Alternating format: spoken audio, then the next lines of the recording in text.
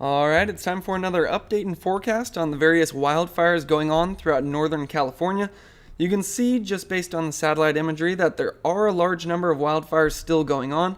We have the Dixie Fire, the Mcfarland Fire, the Monument Fire, the Summer Fire, the Haypress Fire, and the Antelope Fire that we're going to be looking at the most recent information on, and then we're also going to be looking at the weather forecast moving forward to see how all of these fires might change over the next few days. So overall, we had very similar conditions throughout the day today, that similar conditions to what we had yesterday. So by that I mean early morning and throughout the early afternoon as well. You can see we just had very thick smoke, and it wasn't moving very fast in any one direction. So we just had that thick smoke layer, which actually is good for your wildfires because it keeps your temperatures down. It keeps the winds down as well. You just think you don't have as much sunlight getting in there, so the temperatures, as we saw yesterday, were about 15 degrees cooler because that smoke was so thick.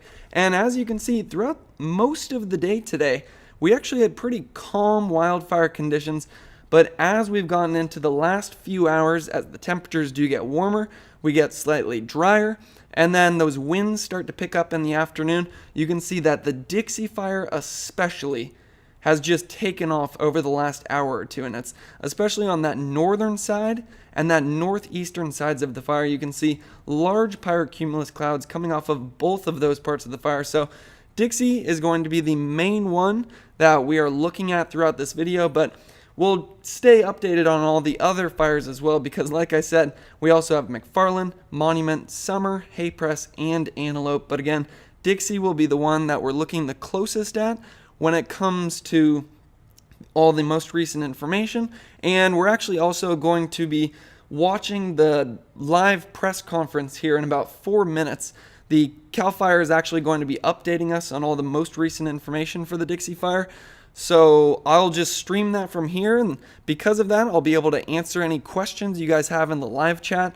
And it'll also be a great warm-up for when we spend the next hour after that just analyzing all of these fires individually. So big one, again, that we're going to be looking at throughout the course of this entire live stream is the Dixie Fire. And just based on that satellite imagery, you could see where it was burning the hottest. It's on that northern section of the fire, the part that just basically took off over the last 3 days. And then you can see on that northeastern section as well, seeing a lot of hot spots picking up on more of the eastern side of both of those hot spots. And the reason for that, you can actually see it based on what direction that smoke is going. You can see in the past, the smoke was almost going directly up into Oregon, but now it has a more northeasterly to easterly component, which makes sense for why most of our new growth has been on the eastern sides of these fires as the winds continue to push it in that direction. So again, some of my main concerns are all the structures that are to the east of those hot spots on the Dixie Fire, and especially around that Greenville area. I know we've already had a large amount of destruction in that Greenville area, but again, with those westerly winds continuing to push the fire farther to the east, that's going to be a key spot that we look out for over the next couple of days. But when it comes to the Dixie Fire, here's the numbers right now. Again, this will most likely be updated when we go and watch that CAL FIRE report that's starting in just about 2 minutes. We'll start to stream that from here, and again, I'll be able to hopefully be a middleman for you guys, answering any questions you might have in the live chat. If they say any technical wildfire terms, hopefully I'll be able to translate them. But overall, right now, Dixie Fire is reported at 446,000 acres and 21% containment.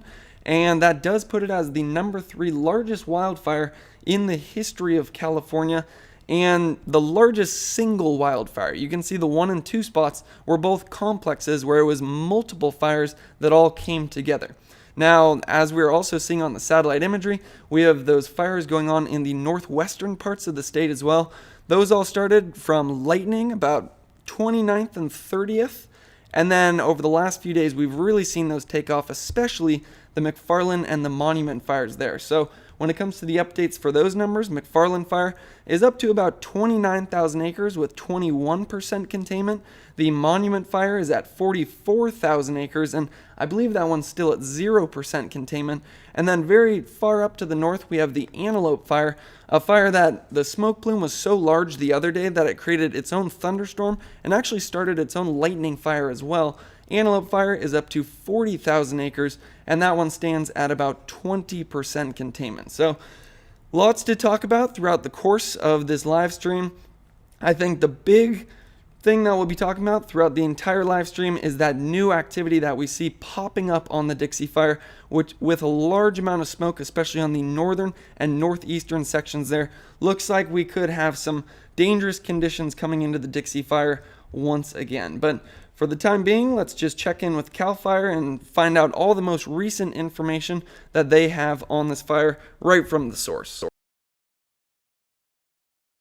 Recent evacuations, fire activity, and weather.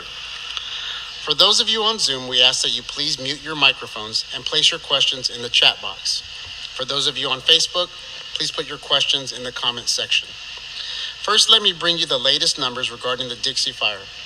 The Dixie Fire is currently at 447,723 acres with 21% containment. There's currently 5,137 personnel assigned to the incident. I'd like to introduce our first speaker. Please welcome Incident Meteorologist Ryan Wahlberg. All right, good evening. So the last time on Thursday evening when we talked, we had a cold front moving through the region. It was a really active day. We talked about that evening that we thought the smoke would kind of move in and kind of temper things down a bit. So Friday and Saturday today, we've had a little bit quieter conditions, and that's basically just been due to the smoke. So in fire weather, we always look for changes, what's on the horizon. And right now we have a little bit of a west wind that's pushing in, but as we look into tomorrow, Sunday, that smoke is still going to be an impact, of course, not only from the Dixie Fire, but some of the upstream fires in Northern California. But what I do think is going to happen is we are going to have another dry, cold frontal passage. I would emphasize that it does not look nearly as strong as what we saw Wednesday and Thursday of last week. For those of you who are following along closely, it'll be more on par with the conditions that we saw last Monday and Tuesday to kind of give you a baseline. But tomorrow afternoon, expect those winds to come through. They'll be strongest up at elevations above 6,000 feet. It's hard for me to point on the map, but they're from the west, so they would tend to push the fire where you see up there Division M, Division NN in that direction. So we do have an important change on the horizon with this dry cold frontal passage tomorrow afternoon. Of course, it remains hot and dry. Most likely what will happen behind that is, again, the smoke will settle in. We'll get light winds for Monday and Tuesday. In the long range outlook, not surprising for the middle of May, we have warm and dry conditions as we head towards the end of next week. Thank you. From the West Zone, Operations Section Chief for CAL FIRE, Incident Management Team 1, Chief Mike Wink. Good evening. Going to give you your current situational update. So no changes along the Highway 70 corridors. We continue to support the operations of Caltrans, hazard tree removal, and our utility providers. As we come down here to the fire's edge and work our way up to Lots Lake, no change there. We're getting the mop up of 300 to 700 feet in, and anything the first responders can see, we're out there checking for those hot spots and making sure nothing gets near the line. As we get above Lots Lake and we go to Coon Boulevard, down to Humbug, to Humboldt, and over Cherry Hill, back up to Humboldt Summit. No change in there either.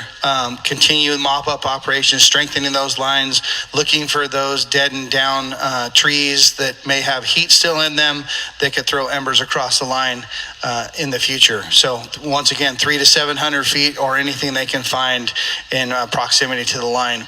When we get up here to Humboldt Summit, you can see this is where we're on the 4th, when the red flag conditions started.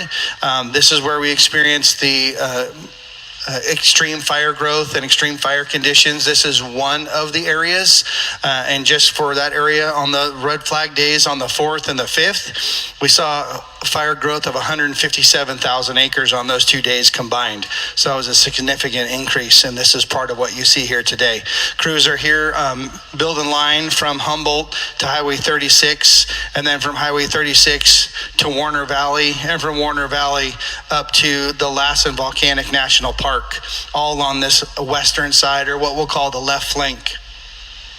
Up there in the Warner Valley, we do have a windshield survey. We were able to get in there after the 5th of that extreme activity, and we do have approximately 38 structures that we observed that have damage, and or some are destroyed of different varies, but the damage inspection teams will be going in there. As we come around to the top, as we get to the Lassen Volcanic National Park, we're working with those folks to look for opportunities to go direct and or indirect in the park boundaries. And that as we come back around the top, as we come out of the park, we come into the Caribou Wilderness up here in this top piece on the right-hand side, as you're looking at it there at home. And that Caribou Wilderness also has some tactics where we have to use the right tool for the right job. So a lot of hand line, and if we're going to use dozers, we just have to go through the process and be a good cooperator on how we're using the land and how we're doing the control efforts. As we come down around the bottom, we're now going to parallel Highway 36 as we come back down here to Lake Almanor. So once again, we're working on the fire's edge, direct line, or we're doing indirect line and contingency line. So working along Highway 36, improving that, working on the fire's edge, and then building line above the peninsula here. As we come back around into Chester, Chester has the fire burned down to the lake on both sides. No change in that area of Chester and the mill. No additional structures damaged or destroyed. Just outside of that area where there's no fire activity, at the Highway 36, Highway 89 intersection, there are some commercial structures that have been damaged or destroyed, a hotel, a yard supply facility, and some other buildings. We're not sure of the nature, but the damage inspection teams are in there. On Highway 36, just a lot of questions about St. Bernard Lodge, Deer Creek Lodge, Black Forest Lodge. No damage to any of the lodges. There are about 8 structures in that area that are damaged, though. So as we leave that area, as we leave 36 and 89, come down here to West Almanor, no change there. A lot of mop-up and patrol and tactical patrol. There's a lot of fire in that area. The first responders are in there, keeping a close eye on that, making sure no additional damage happens. We come down to Prattville. The fire has reached the edge of Prattville. They have line on there, no damage in the Prattville area. Come down here to Rocky Point. They got line on both sides of Rocky Point down to the lake, and that's holding. As we come back to East Almanor, we're working with Team 4, sharing resources, working under their leadership and their direction, working on going direct on the fire's edge. Yesterday and today, conditions moderated, the heavy smoke everybody saw, so the flame lengths were much less, fire activity was less extreme, and they were very receptive to our fire control efforts, where in the past, under those red flag conditions, they were much more resistant. So as we get up into here, we're working together, putting on direct line off of Dyer Mountain, also widening Highway 147 all the way up there to 36 to create that buffer while we create lines around those communities along Highway 36 along with Team 4. So for your current situation, a lot going on out there, still a very large incident with a lot of challenges, but one of the things today and yesterday with the heavy smoke conditions moderated, they're able to get a lot of good line in there and make great efforts in getting that contained. So thank you. Up next, speaker from the East Zone via Zoom, California Interagency.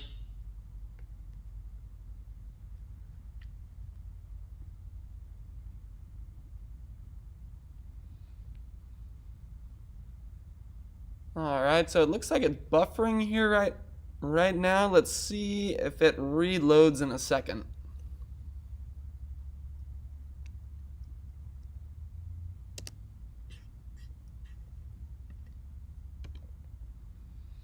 I'll just try to reload the page.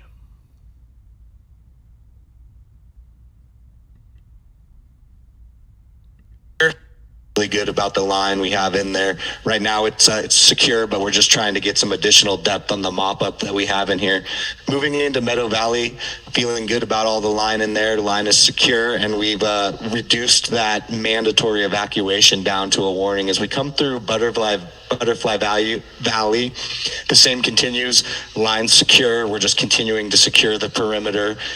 Fire remains within its current footprint. As we come around the horn, we did put additional resources into the Crescent Mills area.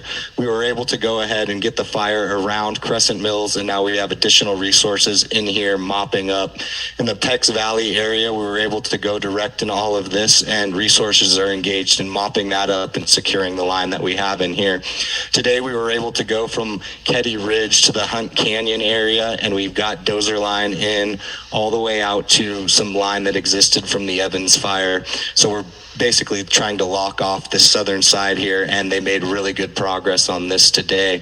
They completed all the structure prep in through North Valley Road and coming around the horn into kind of the North Arm area as well. They started prepping Diamond Mountain Road, so they got a lot of good prep done, another day or two worth of work in here.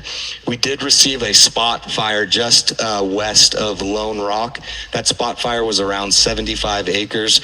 Crews were able to get in there. They got line around all that. They have mopped it up and secured that, so this spot fire should not be an issue in the future. As we come around further up north, there was some line put in kind of here near Mountain Meadows. We were able to pick up this piece of line that hits Mountain Meadows. We took some dozers and we were able to grab this edge direct. We got to about Karen Butte. The fire activity did pick up in there this afternoon, so we weren't able to progress any further. We're going to take a look at that tonight and tomorrow and see if we can push this any further if the conditions allow. As was mentioned with the West Zone, we have been working very closely with the West Zone, and we were able to go from Old Hans Road and grab this finger direct. So we've been able to go around this finger. We haven't gotten all the way around it, but we're going to continue those operations tonight and tomorrow to continue pushing this line direct up into Mountain Meadows. We're also able to continue our preparation along the east shore into Hamilton Branch, Clear Creek, and Westwood, as well as putting in some indirect line that goes in just south of Dyer Mountain. So they've gotten that partially completed, and they're going to continue working that. Down in the Seneca area, the fire did kind of come out of the Seneca area. Same night it kind of came into Canyon Dam. It did go in there pretty heavy and pretty hot. We are getting resources in there to assess anything that we can do in that area. Thank you. Next, Plumas County Sheriff's Office via Zoom, Sheriff Todd Johns. Good evening. Thank you for attending tonight's community meeting. As you know, I'm Sheriff Todd Johns. I'm here to provide you with a few updates on the Dixie Fire. The Dixie Fire is now the third largest wildfire in California history, burning in 4 California counties, Butte, Plumas, Tehama, and Lassen. About 39% of our population remains under evacuation orders. All evacuation orders remain in place except for Meadow Valley, which was downgraded to a warning. I just want the communities to remember evacuation warnings should not be taken lightly. You need to maintain vigilance and be ready to go if we ask you to go. I'm speaking specifically to the folks in Meadow Valley and Bucks Lake area at this time. There are some hot spots that keep popping up in those areas, so just be vigilant when you're there. Evacuation orders mean it's time to go. For the safety of yourself and all of our first responders, please leave and stay out of the evacuation zones until we deem it safe for you to return. As with many wildfires, we have seen erratic behavior with the Dixie Fire. The weather has cooperated for the last few days, but that could change, and we are certainly not in the clear yet. The Sheriff's Office received law enforcement assistance from agencies across the state to ensure the security of all evacuation areas. 2 arrests have been made in the area of individuals who are not residents and were located in an evacuation zone. Please know that we will seek the strictest punishment under the law if anyone found looting or attempting to loot. This behavior will not be tolerated. I will say that there were some reports of looting in the Greenville area. We deemed that those reports were false. It turned out to be some buildings that were breached simply because of the fire activities. So again, I want to let folks know we are making every effort to protect your property. and will continue to do so until you can return. As of today, in addition to traditional patrol vehicles throughout the area, you'll also begin to see National Guard. Today, they're here to assist with securing burned and evacuated areas, and they will predominantly be at roadblocks. Their mission is to keep you and your property safe. We continue to receive reports of unaccounted people, people that are unaccounted for. So I'd ask for the public's help in locating the following individuals. At this time, we have 2 that are outstanding or unaccounted for. It's Shenandoah Listenby of Greenville and Diane Dopert of Greenville. And then additionally, Donna Shelton of Chester, who's reported to be safe. However, official contact has not been made with her.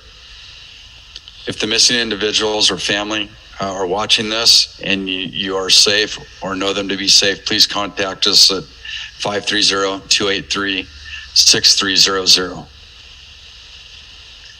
Finally, if you've had to leave your pets behind when evacuating, please know that we have animal control officers leaving food and water for animals in evacuated zones. Rescue efforts of animals is ongoing and will continue. If you have lost a pet and want to see if they've been located, or if you need assistance with your pets, please call Plumas County Animal Services at 530-283-3673. Again, that's 530-283-3673. For the latest information, please follow the Plumas County Facebook page. And in closing, I just want to remind folks, our community is strong. We're going to get through this together with the continued support of our neighbors, family, and friends.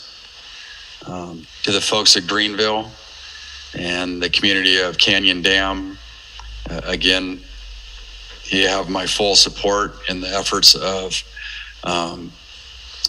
when we start to rebuild. You have my commitment that I will seek every possible avenue of funding and support from both the state and federal government. And I know that folks want to return to those areas as quickly as possible. Know that is a priority of mine as well.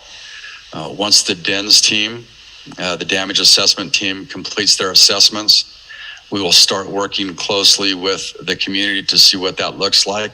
And when we can safely do so, we will do that.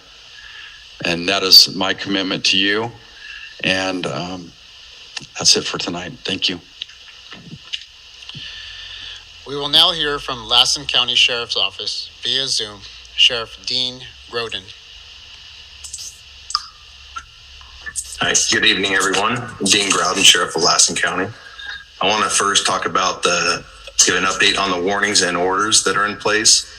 A large section of our county is under a mandatory order currently. Basically everything east of Shasta County, the Shasta County line, and east and north of the Plumas County line, south of Highway 44, and west of Hog Flat Reservoir. So it's a large chunk of the southwest section of our county is under mandatory evacuation order. The communities within that order are Clear Creek, Westwood, Pinetown, and Silver Lake. I'm not going to discuss the warnings, but for a full real-time information and mapping related to our evacuation orders and warnings, you can go to community.zonehaven.com. Again, that's community.zonehaven.com. Those areas that are under evacuation orders, we have substantial security. We have deputies from our sheriff's office. We have our partners from CDCR, Susan Bill Police Department, and the Forest Service. U.S. Forest Service law enforcement has been helping us. A large portion of that area is Forest Service land, and some of those communities are surrounded by Forest Service land. So we want to thank those partners for helping us. So far, we have made 4 arrests in that mandatory evacuation areas. There were some questions in the last couple of days about, arresting people from their homes, and that's not the case. We take our responsibility to protect your homes very seriously when you can't be there because of this type of, traumatic event or this kind of, hazardous event. And the people that we've arrested are out really up to no good in those communities. So they were arrested and taken to jail. As Plumas County is, we're taking care of the animals within the mandatory evacuation zone.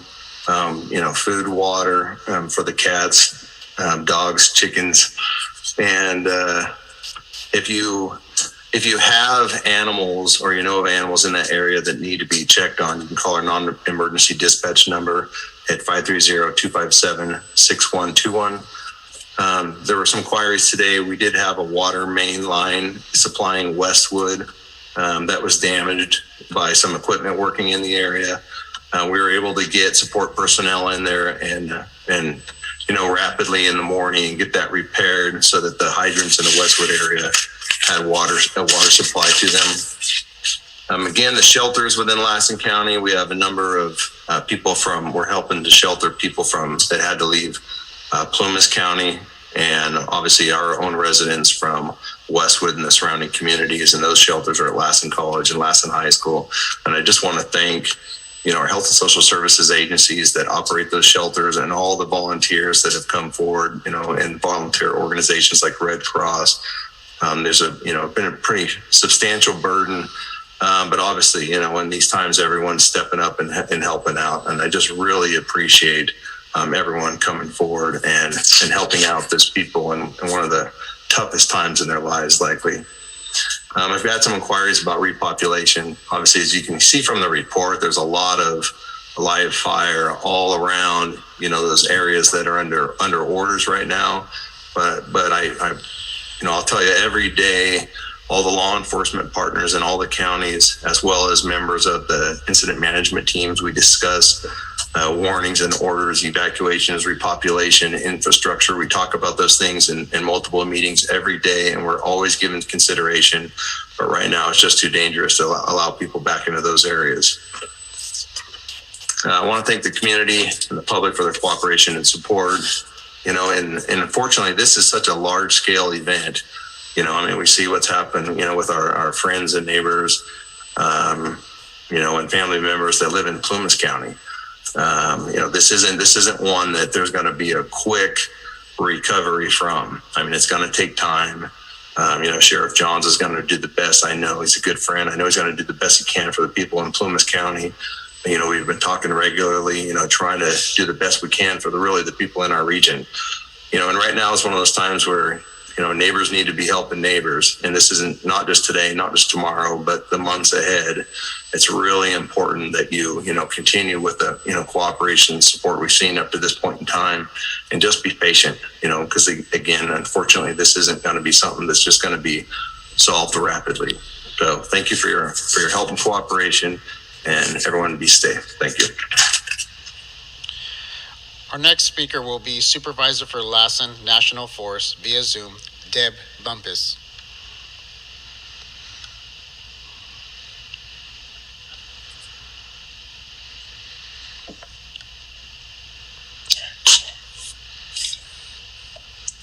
Good afternoon, everybody. Sorry for that delay. I just wanted to emphasize a few things again that we continue to hear. Number one is that we're all committed to the safety of both the firefighters and the folks in our communities. And just what Sheriff Crowden said, that there's a lot of activity going on out there, and not just the law enforcement looking out for you all, but looking out for each other is very important at this time. So please continue to do that and help each other. I also want to express our thanks to the communities who have opened their doors to the evacuees. We have a number of those folks within Susanville, within Chico. I know there are folks in Reno and Quincy and other locations, and with friends and family just spread out everywhere. So this particular platform to share information is so important to those folks. And but the communities, I just so thankful that you are there for everybody in this mountain area. The mountain folks up here, folks that live up in this area, are very resilient, and they will pull together. We all will pull together to help us get through this. It will be a long time before things feel somewhat normal again, but if we all work together, we'll end up in a really good place. And also, I've seen a lot of the comments in the chat as we've continued this Facebook Live about the job that our sheriffs are doing in all of our counties. And I just want to express my thanks to those folks as well. I know it's a tough job for what you're having to do and what you're seeing on a daily basis. But I just know that there's so many people out there that are thankful to you. I'm not sure that you're hearing that strong enough, even though I'm sure you see it, but take that to heart that you're helping so many people. And we're very thankful for what you do for each of us and for our communities. Thank you. Our next speaker will be Supervisor for Plumas National Forest via Zoom, Chris Carlton. Good evening, everybody. Thanks again for making time to join us. Wanted to touch on a couple of updates from the forest. First of all, just want to remind everybody that in areas like this that are impacted by fire, we do often implement forest closures out there. And we work really hard with our law enforcement partners to make sure that all the closures line up well with where the road closures are. But those closures are designed to keep people from getting into areas that are really dangerous until we can get in there and assess things like hazard trees along the roads, that kind of stuff. So we'll continue to keep those updated. If you have any questions about those or about any of the facilities in the areas, and whether or not you can access the forest facilities, please reach out and give us a call. We're happy to answer those questions. But again, those closures are there really to provide for public safety and to make sure that our emergency responders have the ability to get in and work where they need to and do what they need to keep you safe. I also wanted to talk for a second about the impacts we're seeing and we're experiencing in our communities. And, I was thinking earlier that the loss of any homes is always tragic, but there's something about the impacts on our communities in this area, in the rural mountain areas, I think it's because the forest and the communities are so tied together, and I guarantee that in almost every single home that's out there in these communities right now, there's something from the forest, because that's been the foundation of our communities, whether it was logging, hiking, hunting, fishing, whatever it is. People's homes around here are filled with connections to that land and to the time that they've spent there. And so when we talk about what it means to be a community, it's really not just that collection of homes. And when we talk about what the forest is, it's not just that collection of roads or those trees. It's really all together. And that's what makes this such a special place. It's the reason I moved here. I know it's the reason a lot of people moved here. And really want to acknowledge it's been incredible to see the level of support that everyone has given for everyone else. We have, like many, we have evacuated employees who are hanging out in each other's homes as Deb mentioned, kind of all over the place. And that's just been great to see. But at the end of it, it's just a reminder of all the values that we hold and what a wonderful place we live in. Despite the disaster all around us, we continue to pull together, and I want to say thanks and have a safe evening. Next, we will hear from Lassen Volcanic National Park Superintendent Jim Richardson.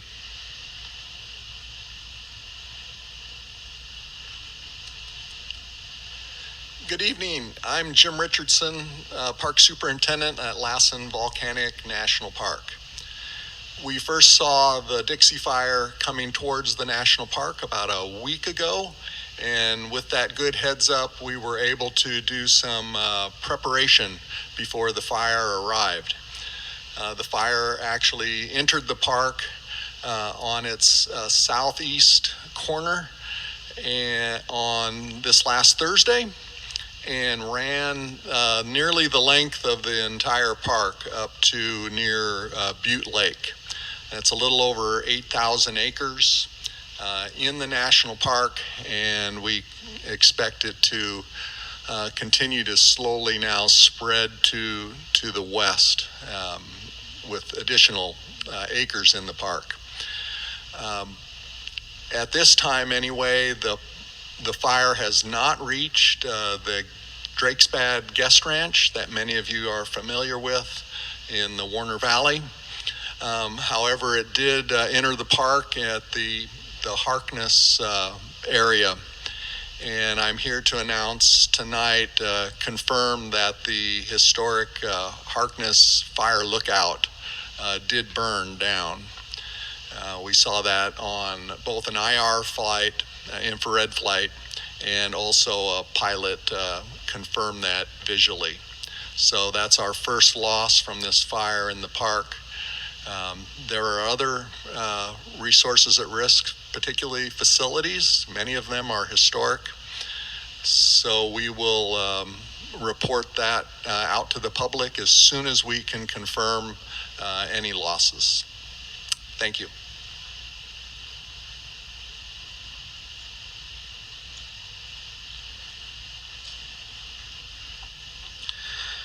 From the East Zone via Zoom, Interagency Incident Management Team 4 Incident Commander Rocky Opliger.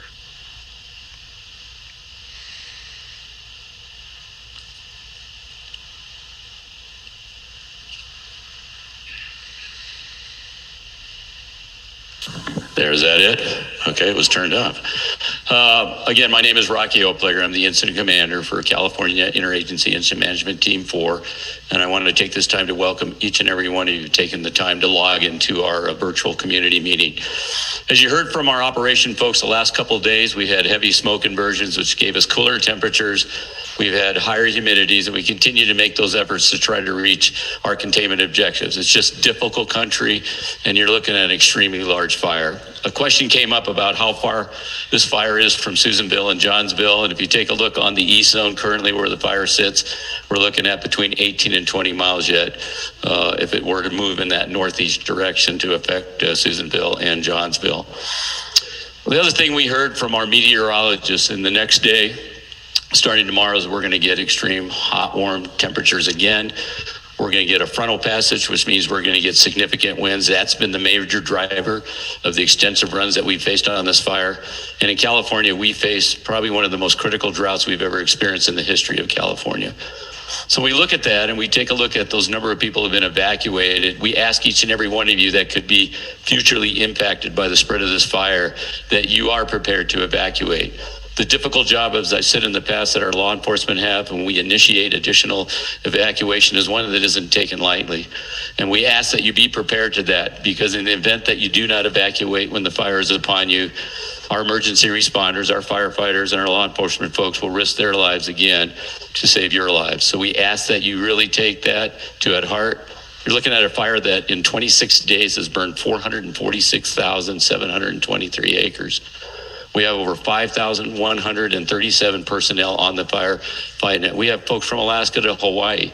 We're the #1 fire in California right now, and we've been able to get all the resources we need, but we face just difficult conditions that each and every one of us are in on this fire. I close tonight that every one of our speakers tonight really stand before you with an extremely heavy heart. The number of sheer evacuees we have right now that have been impacted by this fire, the number of you that have lost personal property, either damaged or destroyed homes or businesses. Believe me, each night when we go to bed, I know when I go to bed, that just weighs heavy on me and each and every one of you. So we ask you to give us the continued support we need for all of our folks that are fighting this fire, from our firefighters to our law enforcement to our cooperating agencies, and the impacts to the natural resources. We ask that you be patient. We'll continue to give you every bit of information we know as we try to reach the ultimate containment objectives on this fire. Thank you very much. For the West Zone, Incident Management Team 1, Incident Commander Chris Waters. Good evening, everybody. Thanks for tuning in. Chris Waters, Deputy Incident Commander for CAL FIRE Incident Management Team 1. I want to start out tonight with some figures related to some of the challenges that we've had to experience over the last couple of days. As you know, last time we were here, the fire was moving pretty fast and building quite a few acres. And kind of give you a picture of what that looks like is the amount of fire line around this fire right now is about 465 miles. And about 20% of that is actually at a state where we can feel comfortable that it is going to cause us any more problems. When we think about 465 miles, that's pretty much a distance stretch between the city of Chico and the city of Los Angeles. And every bit of that line needs to be staffed or constructed, staffed, mopped up, and actually put to bed before we can call this fire fully contained. The other day, 2 days ago, actually had a fairly significant run, went about 15 miles, and we burnt some 114,000 acres. A very tremendous run, and really an indicator of some of the challenges that we're facing here with the dry fuels and some of the significant fire conditions that we're going to have to face as we get to the end of this thing. I'm going to address some of the questions while I'm up here as I'm speaking. There's a few things that have come up pretty regularly from the community. Number one, there was a question about some of the firefighters that were injured last night. As you may have heard, we had 4 firefighters that were injured on the fire line last night. All 4 were transported to local hospitals, 3 of which have been released, and 1 is still in the hospital that continues to recover from his injuries. Firefighters were injured while working a piece of line on the northern side of the fire and were struck by a limb that had fallen from a tree. Containment. We talked about the amount of miles of line we have here, and the containment is somewhere around 21%. And there's always been questions about how containment is calculated, and then also why does containment change one way or the other as the fire progresses over time. Fire line calculations for containment are really what percentage of the total line that's on the fire has been completed and is in a state where we can feel reasonably comfortable that it will no longer present a challenge to control. This number can actually change up or down. We're used to seeing it go up quite often, but in the case of the other day or a couple days ago, where the fire is increasing with such violent fire behavior and increasing in acreage so fast, it actually reduces the percentage of that fire line that's actually considered contained anymore. What it really means is that the work that we have left to do is actually multiplied due to the fire spread. Another question is about the National Guard. National Guard resources and our request to the National Guard. Currently, we have National Guard air resources, helicopters and rescue crews that are currently assigned to the incident and are working here right now. We also have firefighter hand crews that are staffed by California National Guard and supervised by CAL FIRE that have been made available. And then also we have National Guard resources that have been requested through the National Request System to provide support, which are going to be on their way in short order. Another major development, as you can tell by looking at the map, down here in the southwest corner of the fire and the area that's closest to Chico, CAL FIRE Incident Management Team 1 has been engaged pretty much since the beginning of the fire, and we're getting to a point where the operational necessity of the incident requires us to actually request and have arrive an additional CAL FIRE Incident Management Team to actually build an incident base up in Susanville and to start to work on the northeast corner of the fire where most of that activity from that last big run actually occurred. CAL FIRE Incident Management Team 3 is going to be setting up in Susanville, and they're going to start to engage the fire from that side, and really the distance traveled and the operational access was the reason for doing that. CAL FIRE Incident Management Team will remain here till mid next week when we feel comfortable that the work that we need to do is done down on the southwest corner of the fire, southwest side of the fire, and then we'll be departing the area and leaving it CAL FIRE Incident Management Team 3 to continue on. Most of the operational activities are still going to continue here in Chico, but over the next 4 to 5 days, that's actually going to start to drop off. The next time that you see us for this virtual community meeting, it will actually be broadcast from Susanville. And with that, that'll be it for tonight. I want to extend my appreciation on behalf of CAL FIRE Incident Management Team 1. Our gratitude and appreciation to all of the agencies that we've worked with, which are too numerous really to list, but the law enforcement, fire service professionals, non-government entities, nonprofits, and all the people that come together to really deal with these wildland fire complexities, which we all know that wildland fire is not something that can be done alone. We all need each other, and we want to extend our appreciation to you. We also would like to extend appreciation to the community and taking serious those evacuation orders and being supportive as we've tried to struggle through this whole operation. So once again, thanks again from CAL FIRE Incident Management Team 1. Have a good night. Most of the questions tonight were answered during the presentation from our speakers. We'll now move on to the period of answering a few of those outstanding questions. We'd like to bring back up Operations Section Chief Mike Wink.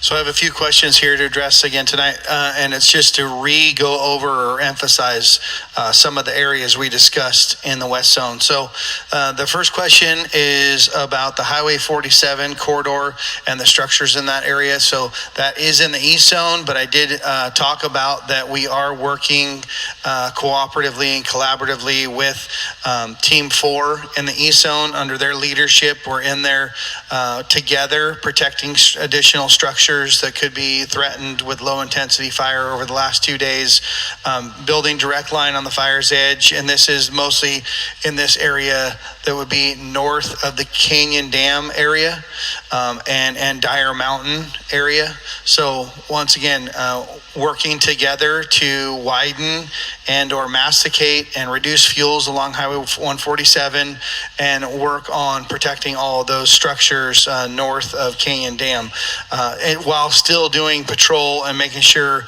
the areas that were affected in the Canyon Dam area don't receive any additional damage.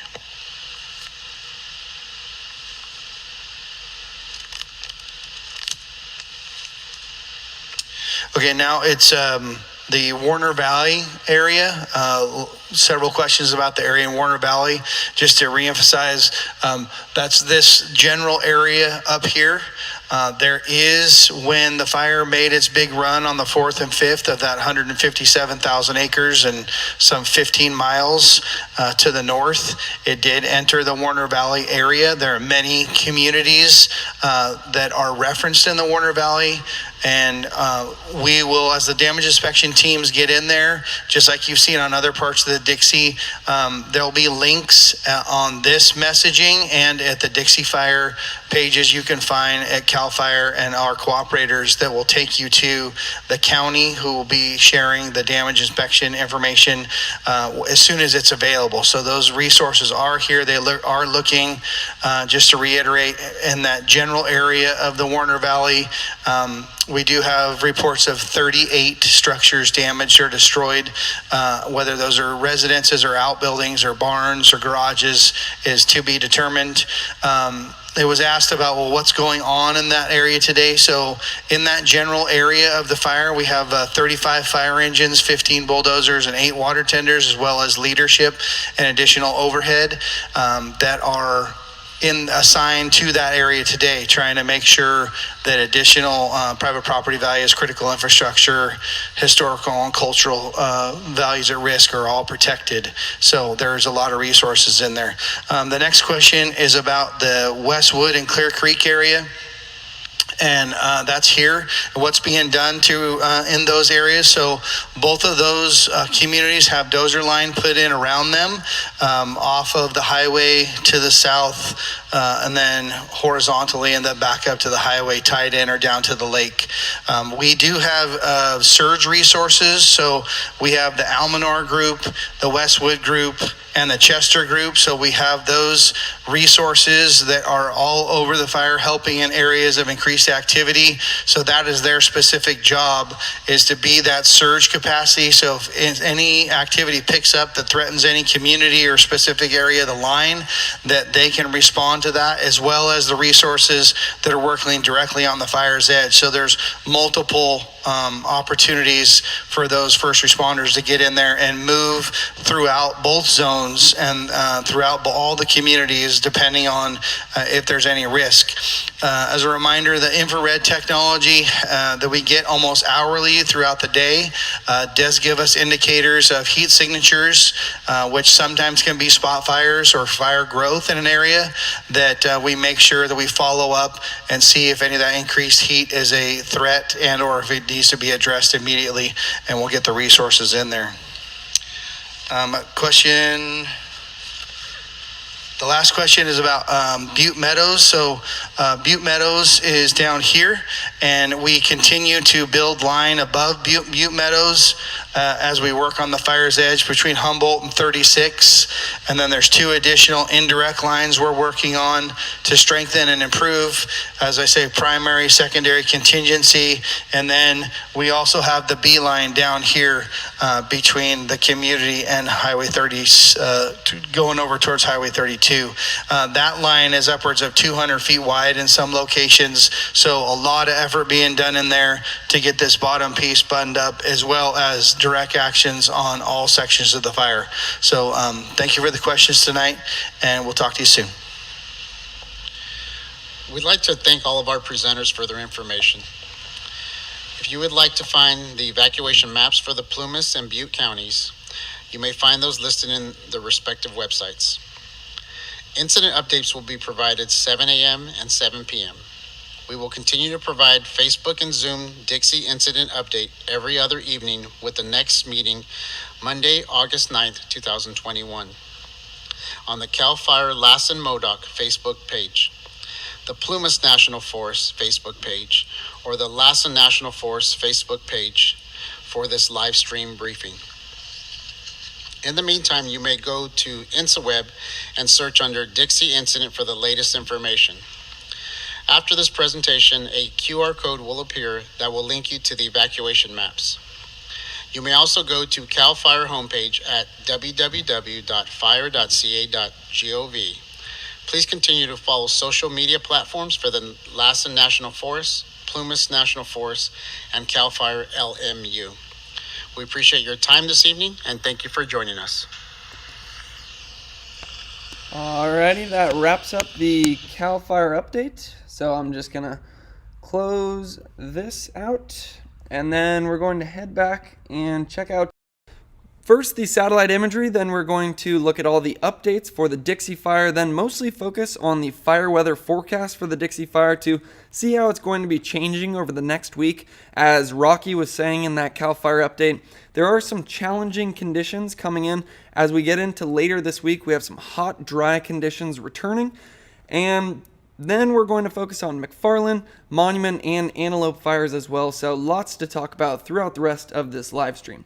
Now, a good place to start, though, is just by looking at the satellite imagery. You can see earlier today, we had similar conditions to yesterday, where we just had a very thick smoke layer over a lot of our fires, and that was keeping the fire activity actually down throughout the day today.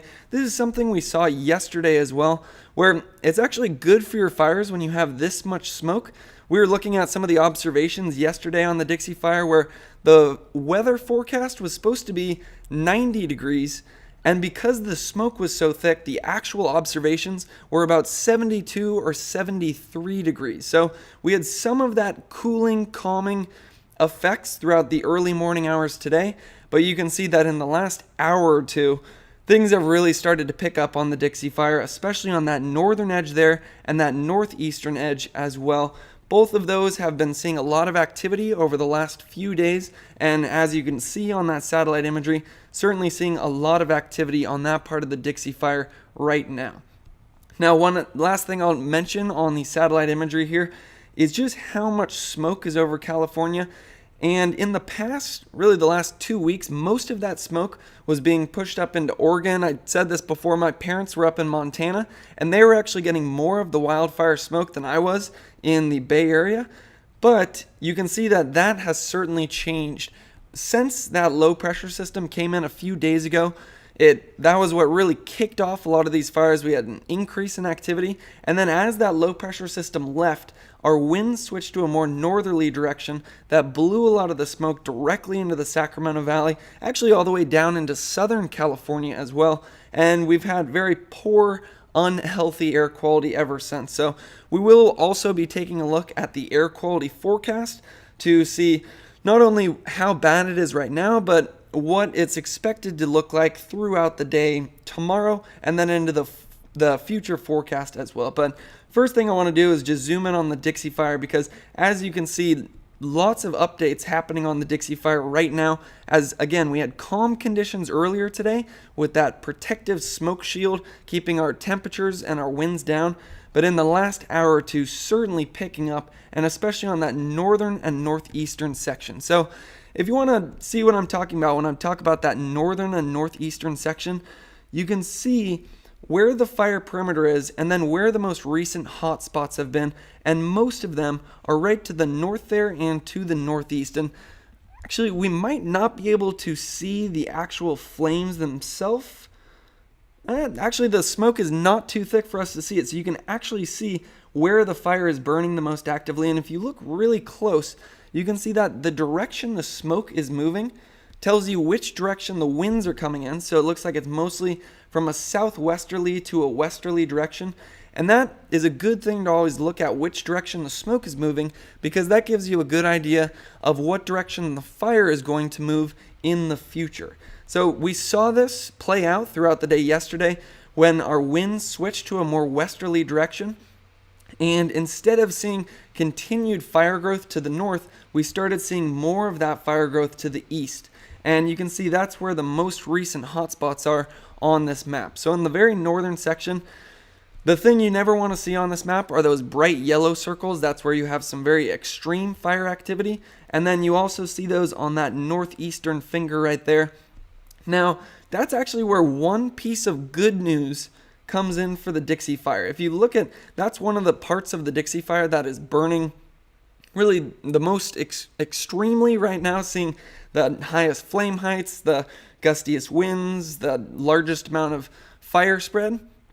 And the good news for that area is, if we look at the fire history, we had the 2020 sheep fire just north of that location. So that's actually going to be some good news, because if you think about that, a lot of the fuels in that area were burned out by the sheep fire in 2020. And I really can't emphasize enough how much it actually helps to have a previous fire really stop a current fire in its tracks. I think the best way to illustrate that point is if we go over to the Tamarack Fire. This was something absolutely amazing that we saw in this one, and it is just a perfect example of how previous fires clear out those fuels and stop future fires. So I'll remind you, with the Tamarack Fire, it was absolutely taking off over a number of days. We had thunderstorms come through that just made that northern section jump the highway in this area. We had a spot fire that grew to about 4,000 acres in the course of one day, and you can see how close it got to really taking out a large group of structures here. So on the Tamarack Fire, they took all of their resources and put it in for structure protection, and you can see the amazing job they did down here, where the fire literally surrounded all these structures but didn't actually take out this area. Now, I mentioned the fact that they redistributed those resources up there because on the southern edge of this fire, they had no resources whatsoever. So not one person on the southern edge. And look what happened as it moved into the Washington Fire, which burned in 2015. So without any aircraft, without any personnel on the ground, right when the Tamarack Fire got to where the Washington Fire had burned in 2015, it just stopped in its tracks. So again, just bringing it back to the Dixie Fire, that I know we're always trying to look for some good news in the forecast, and I would say that is the good news, is one of the areas where we have the most activity on the Dixie Fire is about to be burning into an area that previously burned in 2020.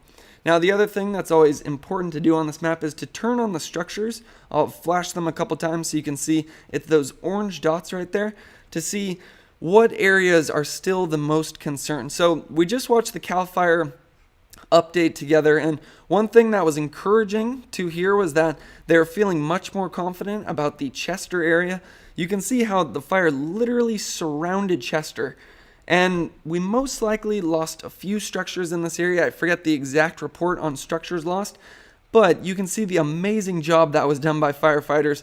It actually reminds me of that conglomerate of structures on the Tamarack Fire, where the fire completely surrounded that area, but somehow they were able to keep it out and save what looks like hundreds of structures in that area. Now, the other good news that they were talking about is in the Prattville area.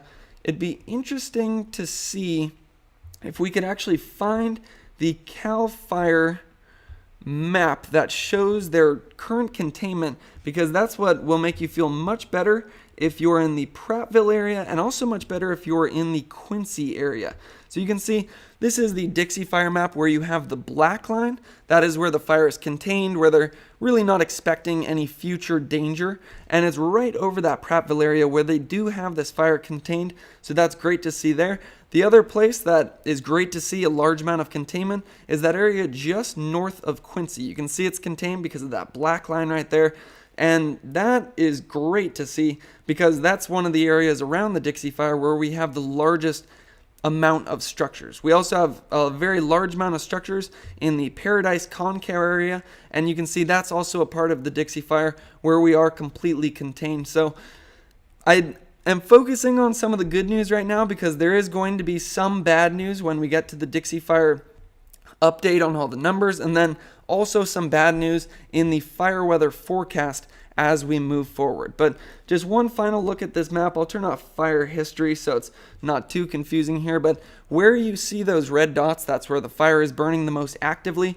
You can see the northeastern section right there. That's certainly one of the areas that, just based on the satellite imagery, is certainly looks like it's taking off right now. It's that northeastern section right there, and then also that finger that is just north of the Greenville area right now, where we see those are the two hotspots on the Dixie Fire. So the good news for that northeastern area is not as many structures up there, but that is what reminds me of one of the areas I am the most concerned about, is still this area around Greenville. Again, we already had a large amount of damage in the Greenville area. I believe they're going to update the structures destroyed number on their website in just a moment, so we'll take a look at that. And the other area where we unfortunately have some bad news coming out of is the Canyon Dam area, where there were a large number of structures destroyed in that area as well. But just one final look, you can see the parts of the Dixie Fire that are burning the most actively right now. Again, the big change for the Dixie Fire is the wind direction.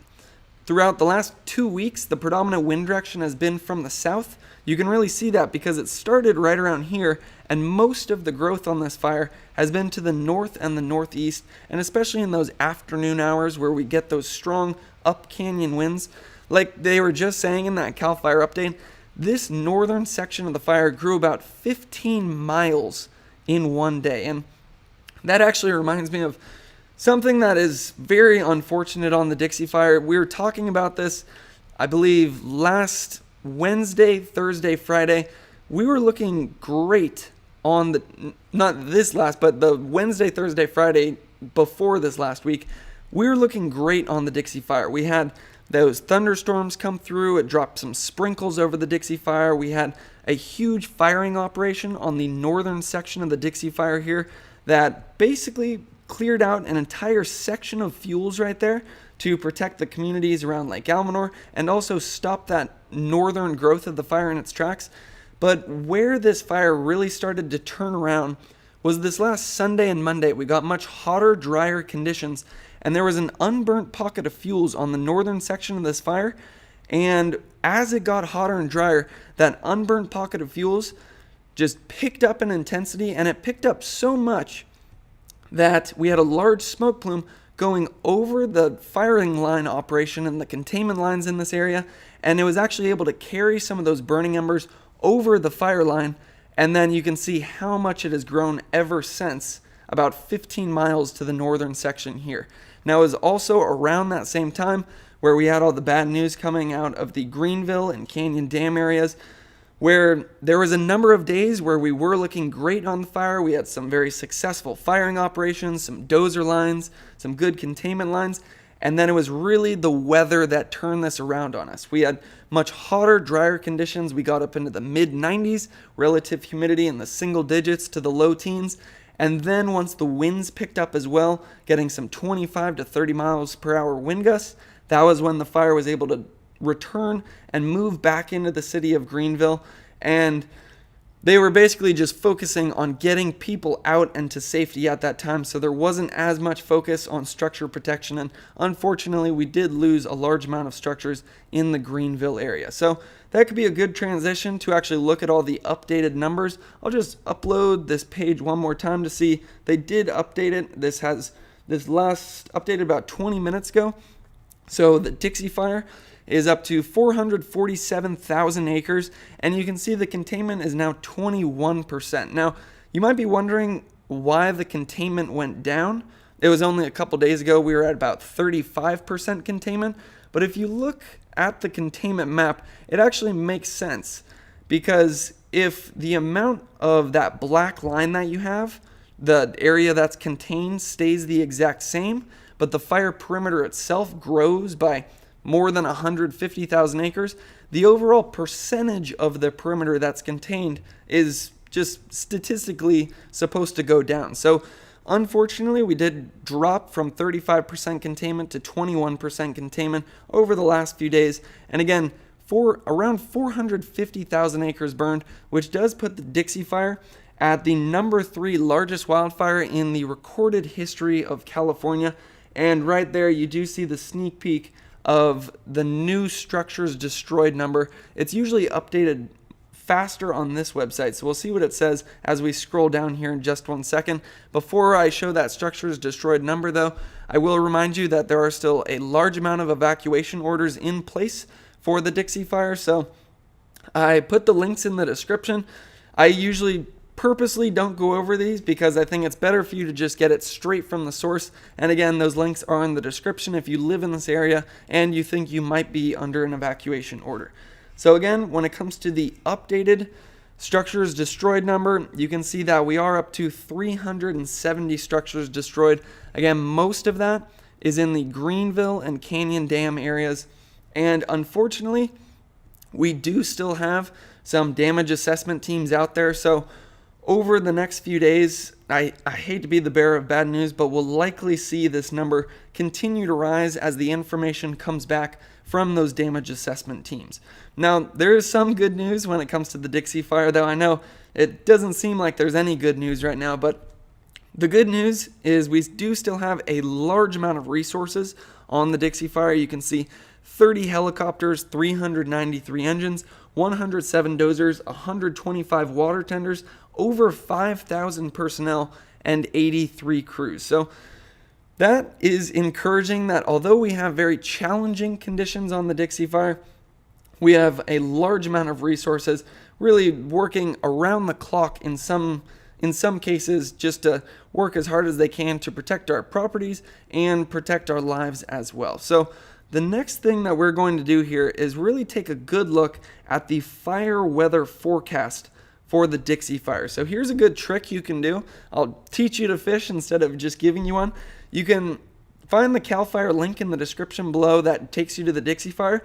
And then a great way to figure out how the forecast is going to be changing moving forward is you take the lat lon right there, and then you go to windy.com. You put that lat lon up in the search bar, and it'll take you right to the center of where that Dixie Fire is. And then once you're there, the main 3 variables to always look at are temperature, winds, and humidity. I'm actually going to move the dot up a little bit just because the area where we're seeing the largest amount of growth is more on this northeastern section right here. So that's where we're mostly going to be focusing.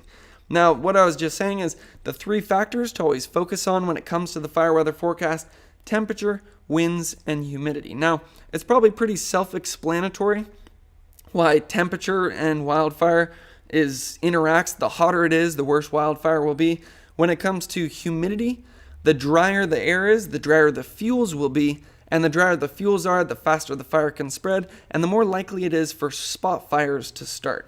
Now, an analogy I always use to explain why low relative humidity and dry air is bad for the fires is, again, it dries out the fuels, and if you've ever tried to start a campfire with a moist log or a dry log, it's pretty self-explanatory which one is going to be much easier to start and then which one is going to burn faster and hotter. Now, the third fire weather variable we always look at is winds, and in my opinion, wind is the most important of basically anything that can affect wildfire. Main reason for that? Well, actually, there's 3 main reasons why wind is important for wildfire.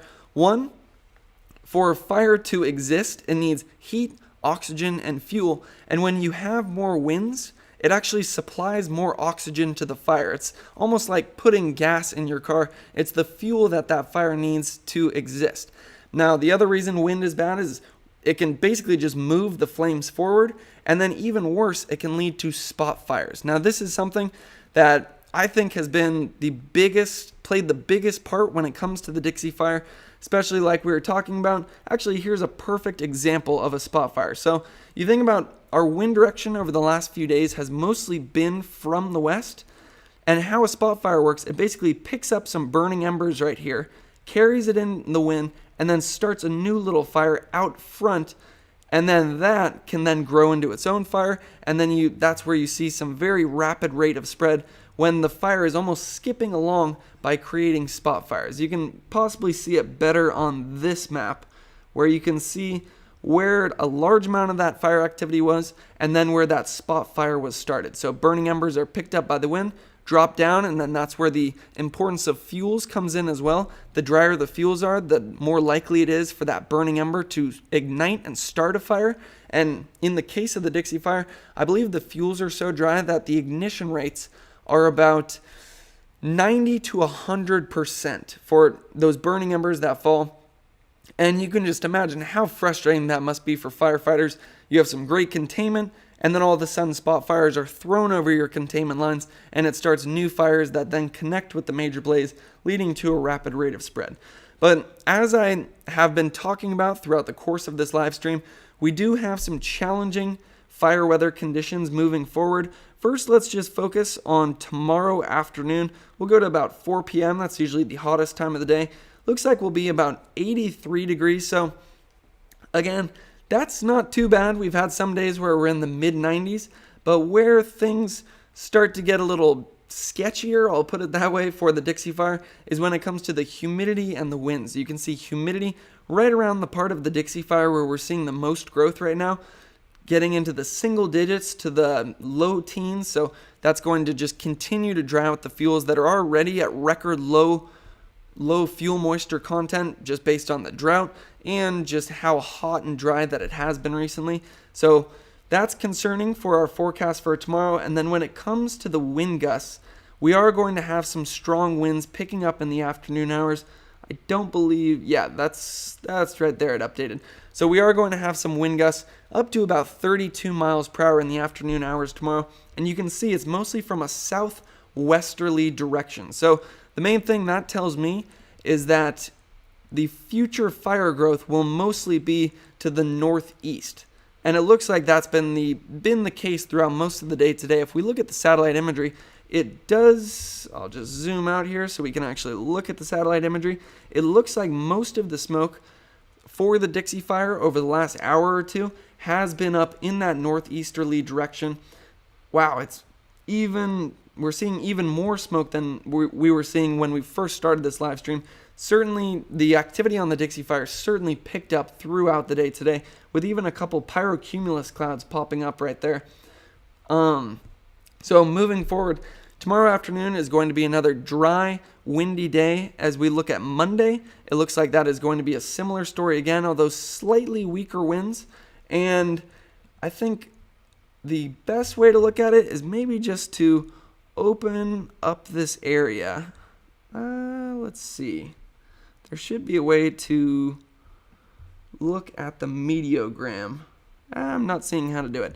But basically what I'm trying to show here is that Wednesday, Thursday, and Friday is when the very warm temperatures come in. That's basically what I was trying to show.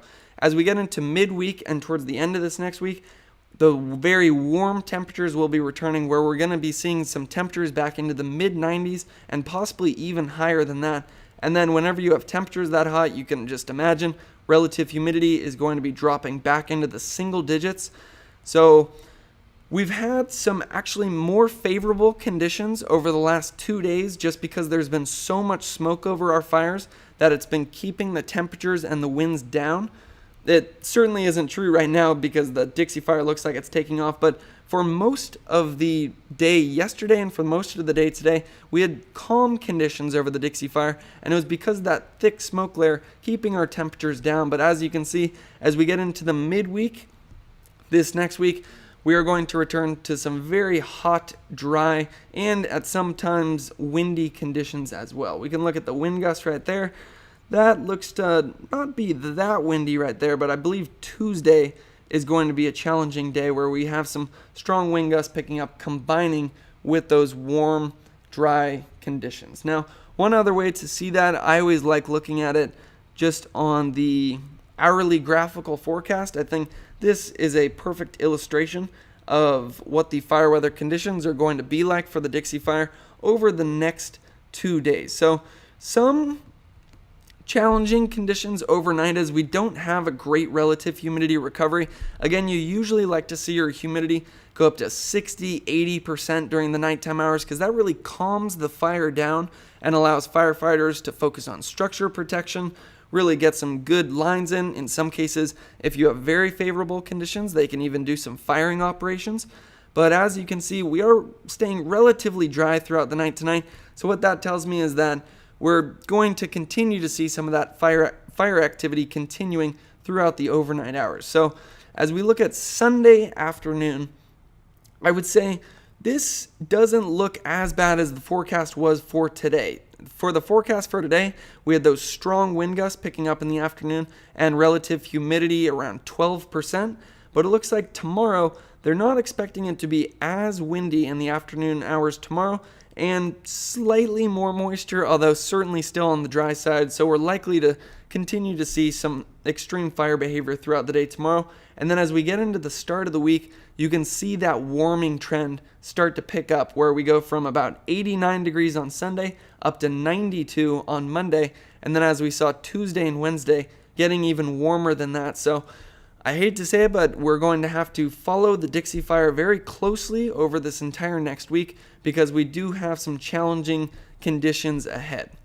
So finally, just to wrap up the Dixie Fire, you can see we had calm conditions throughout most of the day today, but as you can see over the last hour to 2 hours, we've really started to pick up as that fire was able to break through the inversion, and especially on the northern and northeastern sections of that fire, where you can see, if we zoom out here, that's where those bright red conditions are right there. And the predominant wind direction during our afternoon hours will mostly be from a southwesterly direction, so we will continue to see these fires move farther and farther to the northeast.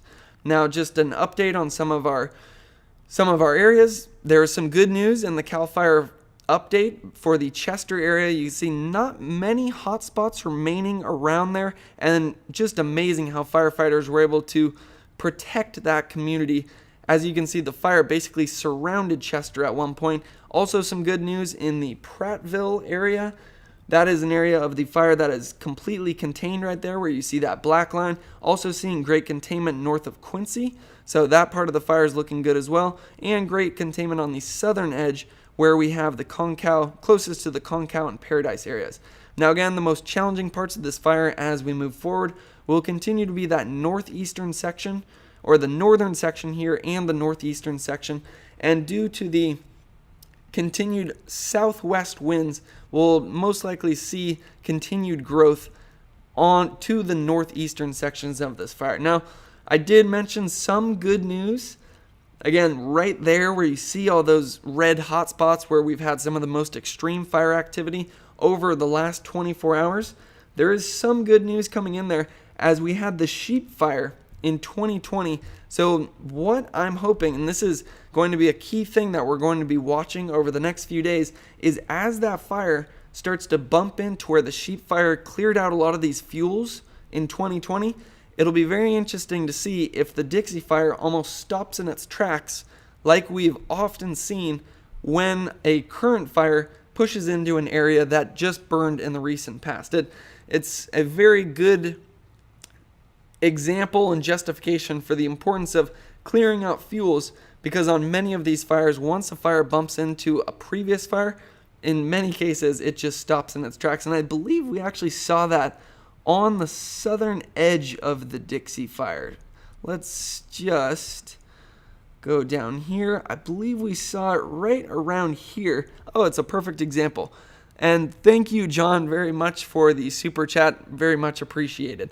So what I was saying for the perfect example of what happens when a current fire bumps into a previous fire, you can see, I believe this was the North Complex, which burned in 2020, and the Dixie Fire stopped in its tracks right where it got to where the Dixie Fire had cleared out those fuels last year. Now, there's almost a double good news when you bump into an old fire is, one, most of the fuels are gone in that area, but two, sometimes you're able to actually reuse some of the exact same containment lines that you used on the previous fire, and I believe that was the case in this area. So you almost get a 2-for-1. There's less fuels, and you can reuse some of those previous containment lines that you used to stop a fire in the past. So very interesting conditions going on for the Dixie Fire. Again, the key thing that I want to drive home is that while we had very minimal conditions throughout the early morning hours throughout the day today, when the smoke layer was keeping our temperatures and our winds down, it looks like we've changed over the last hour or two as the northern and northeastern section of the fire seeing a lot more activity. So we are going to have to keep a close eye on the Dixie Fire both throughout the rest of this live stream and throughout this next week. As we did see, we are returning to temperatures in the mid-90s, relative humidity in the single digits. We always get those gusty winds in the afternoon. So I hate to say it, but it will continue to be a fight on the Dixie Fire. Now, one last thing we can look at that I hadn't shown yet, and it will take a second for this to load, but it's actually kind of nice that it takes a second to load so I can actually explain what this is. This is the top wildfire simulation model in the world. We run this out of the San Jose State Fire Weather Research Laboratory, and basically what this model does is, let's just press play so it starts loading. What this model does is it takes the current fire perimeter and then it combines it. Thank you very much, Lucy, for the super chat and also for moderating. I would say you rock as well. So looking back at the Warfest fire model, again, this is the top wildfire model in the world. I might be a little biased on that since I am a student at San Jose State earning my master's in meteorology, but this basically takes the current fire perimeter, combines it with the weather forecast, the temperature, winds, humidity, the fuels, the topography, to make a prediction for how the fire is going to change over the next 2 days. And then it also is able to incorporate how the fire is able to create its own weather. This is something that has been playing a big role on the Dixie Fire. When you get those large smoke plumes, you get lots of winds rushing in to replace the air that just rose, can lead to some gusty, erratic winds around the fire and some very erratic, rapid fire spread.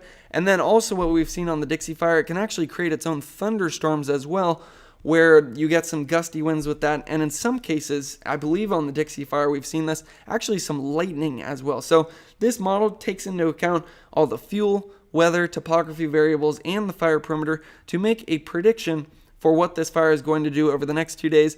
And this is actually the first time I've looked at it as well, so we'll be looking at this together. So first thing I notice here, in the early morning hours, that's about 8 o'clock in the morning, mostly down canyon winds. That's typical in this area and the Feather River Canyon. But as we get into the afternoon, you see those winds shift. You can see how they move to a more southwesterly direction. Thank you for the super chat that just came in. You guys are very generous right now. I'm loving it. I might have to go treat myself to a nice dinner after I finish this live stream. But let's just back that up, because that was a perfect example of one of the main things that has been happening on the Dixie Fire. In the afternoon hours, let's go back to the beginning so you can really see how those winds shift. So again, early morning hours, you have down canyon winds. You can really see them on the southern edge of that fire. And then as you get to about 12, 1 o'clock, 2 o'clock, those winds shift around, move to a more southwesterly direction, and then pretty soon here, as we get into the afternoon hours, that's when you start to see the northeastern sections of the fire start to see an increase in acreage burned. So it's really the winds that decide which direction the fire is going to move. For example, if we zoom in to the northern part of this fire right here, you can see where those winds are pointed, and that's where the fire keeps extending right there. And in some cases, the model will actually simulate some spot fires as well, which is certainly something that we've seen on the Dixie Fire. So this basically is an illustration of what we were talking about earlier. The winds are mostly, looks like those wind, you see those winds shift around, go back down canyon as you get into the early morning hours. But this is basically an illustration of how this fire is interacting with its environment. The key part of the day that we always have to look out for are those afternoon hours when those winds shift around like that, and then you start to see more and more growth on the northern and northeastern sections of this fire as those winds just continue to push the fire forward. Now, final thing I will say on this one is that this is just an experimental forecast only, so if you saw a large amount of growth in an area where you certainly did not want to see a large amount of growth, I will remind you that this is experimental and it doesn't take into account all the firefighting tactics and operations, because that's something that you can't exactly model. But I'd always like to show this because it's a perfect illustration of how the winds and the wildfire especially interact and how the winds push that fire forward. So I hope that was helpful. Again, if you're just tuning into the live stream, I'll go over all the numbers for the Dixie Fire one more time before I try to go over some of the other fires as well. I'm not going to spend as much time on the Mcfarland, Monument, and Antelope fires, but I will mention all the updates for those, and then I'll most likely wrap up this live stream by going over the Dixie Fire again, just in case you missed anything. So, Dixie Fire, number-wise, you can see we're up to 447,000 acres burned. And on the top 20 largest wildfires in the history of California, that puts us at number 3. And that puts us also at the largest single fire in California history, as number 1 and number 2 were both complexes where multiple fires came together. Now, one other thing that I'll point out on this list while I have it pulled up, if you look at the dates here, 2020, 2018, 2021, 2020, 2020, 2020, 2020, 2017. And then it's 2003, 2012. So out of the top 10 largest wildfires in the history of California, 8 of them have occurred since 2017. So this certainly shows that we're trending in a dangerous direction when it comes to wildfire in California. Again, there's many different reasons for this. Big thing that is playing into the dangerous wildfire conditions both last season and this season is one of the big things is the drought conditions. I'll pull that up in a second right there. So we only received about 50% of our average rainfall this last season, and we had a dry winter the previous winter as well. And you can see that 85% of California is in that extreme drought category.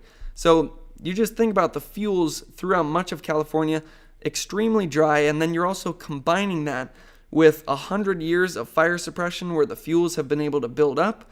And then you're also combining that with some record high temperatures. We already saw 2 of those heat waves this last season over the last few weeks where we were seeing temperatures up around 115, 120. And when you get that, your fuels dry out even more. And one other illustration to show just how dry the fuels are. And again, I'm focusing on fuel moisture mainly because my master's thesis, I have been building a machine learning model that takes in 30 years of fuel, weather, topography data in California and using it to predict whether a fire is going to be large and small. And the coolest thing that the model then shows you is the feature importance. So it ranks how important those factors are. And my model has basically been showing that fuel moisture is the number 1 most important aspect for large wildfires. So again, why that's concerning right now and why we're seeing such extreme wildfire conditions throughout the season is because our fuels are at record low values. So this chart right here, it's a little confusing when you first look at it, so I'll try my best to explain it. This data was actually collected by myself and the rest of the San Jose State Fire Weather Research Laboratory. What we do is actually go up into the Santa Cruz Mountains. we trim plants, you put them into little paint cans, and then you weigh them, you put them in an oven, you dry them out for 24 hours, and then you weigh them again. And based on the difference in those weights before and after you put them in the oven, that tells you how much water evaporated out of those plants, which tells you how much moisture was originally in the plant. And again, the reason that's important is because the drier the fuels are, the worse your wildfires are going to be, and the easier for those fires to start in the first place. And this basically shows the data that we have been collecting since 2009. That green line is the average values, that red line is the previous record low values, and that blue line indicates this season. So you can see the fuel moisture, so how dry the fuels are. They are drier than we have ever recorded. And I know it's not just our lab that's putting this information forward. A number of other labs have shown record dry fuels as well. So that's a good indication for why the wildfire season is as bad as it is right now. So again, just to sum up the Dixie Fire, we had relatively calm conditions throughout. Earlier today, we had that thick smoke layer keeping our temperature and our winds down, but over the last hour or two, we've really seen things pick up right there, and the northern and northeastern section of the fire seem to be picking up in intensity, and you can see where the hottest parts of the fire are on that northeastern section right there, and that northeastern section right there. Again, that's not a coincidence. That's because our predominant wind direction is from the southwest, and that's acting to push this fire forward, and in some cases create spot fires as well. You can actually see one of those spot fires right there, where burning embers were picked up, tossed out ahead of the major blaze, and that unfortunately has been a major factor for the large amount of growth on the Dixie Fire since it began. Those spot fires, again, on that northern edge where it was able to jump the firing line, the firing operation, the previous containment lines, and then grow 15 miles in one day. And then just in case you're just joining the live chat, I'll go over the numbers one more time for the Dixie Fire before we move on to some of the other fires. 447,000 acres, 21% containment, so that is down from the 35% containment we were at earlier because the overall perimeter has increased in size so much. There are a large number of evacuation warnings in place. Again, I purposely don't go over evacuation warnings because I put the links in the description, and I believe it's always better for you to just get those straight from the source, so there's no possibility of error as using me as the middleman. So again, those links are in the description for all the most recent evacuation orders. Where some of the bad news comes in for the Dixie Fire is the structures destroyed. You can see we are up to 370 structures destroyed. So again, thoughts and prayers go out to everybody who has been affected by these wildfires. And again, I hate to be the bearer of bad news, but we do still have some damage assessment teams coming back from the Greenville and Canyon Dam areas. So unfortunately, we'll likely continue to see that number rise over the next few days as some of those reports come back from those damage assessment teams. And thank you, Lucy, again. That is, and guacamole with your dinner burrito. I'm in Salinas right now working as a broadcast meteorologist for KSBW, and there's some great Mexican food right around the station area. So I think I'm going to take your advice on that and get a nice burrito with some guacamole. Thanks again. So again, just to wrap up the Dixie Fire, you can see where most of those hotspots are on the northern and northeastern sections of the fire.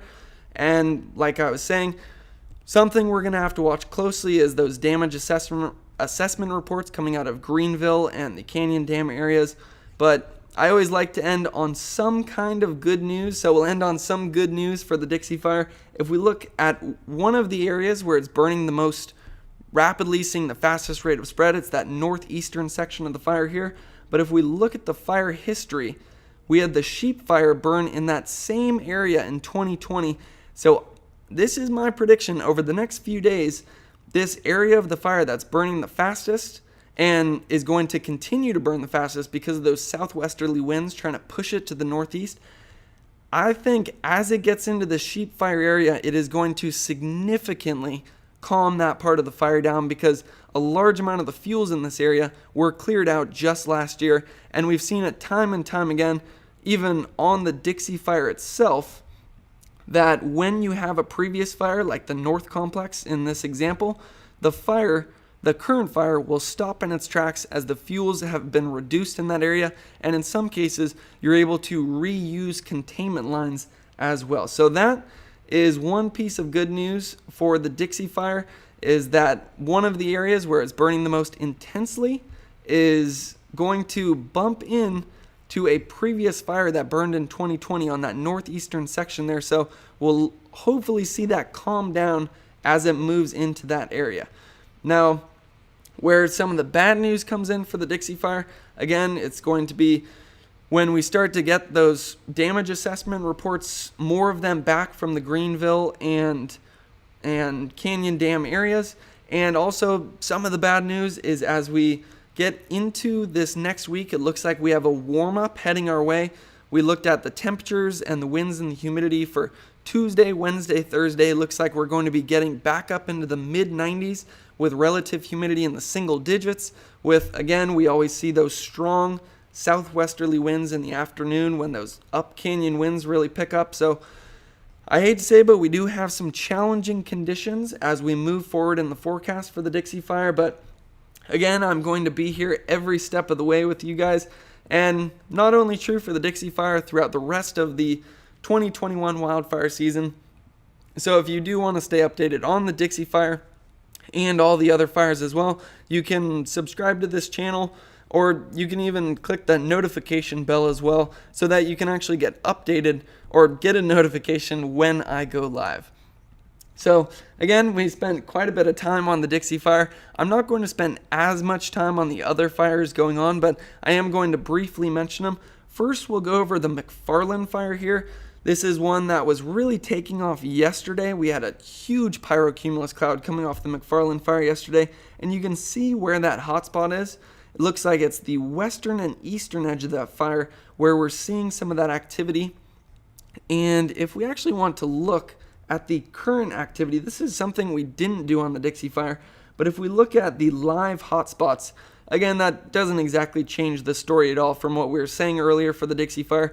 Again, we knew that most of the activity was to the northeastern sections of those two different fingers, as again, mostly southwest winds fueling those northeastern sections and continuing to push it farther north in those areas. But we are currently looking at the Mcfarland Fire, so we'll go over here. And again, that current hotspot map basically just matches the satellite imagery perfectly, where you see on that western edge and the eastern edge, looks like there's a little more heat on the eastern edge.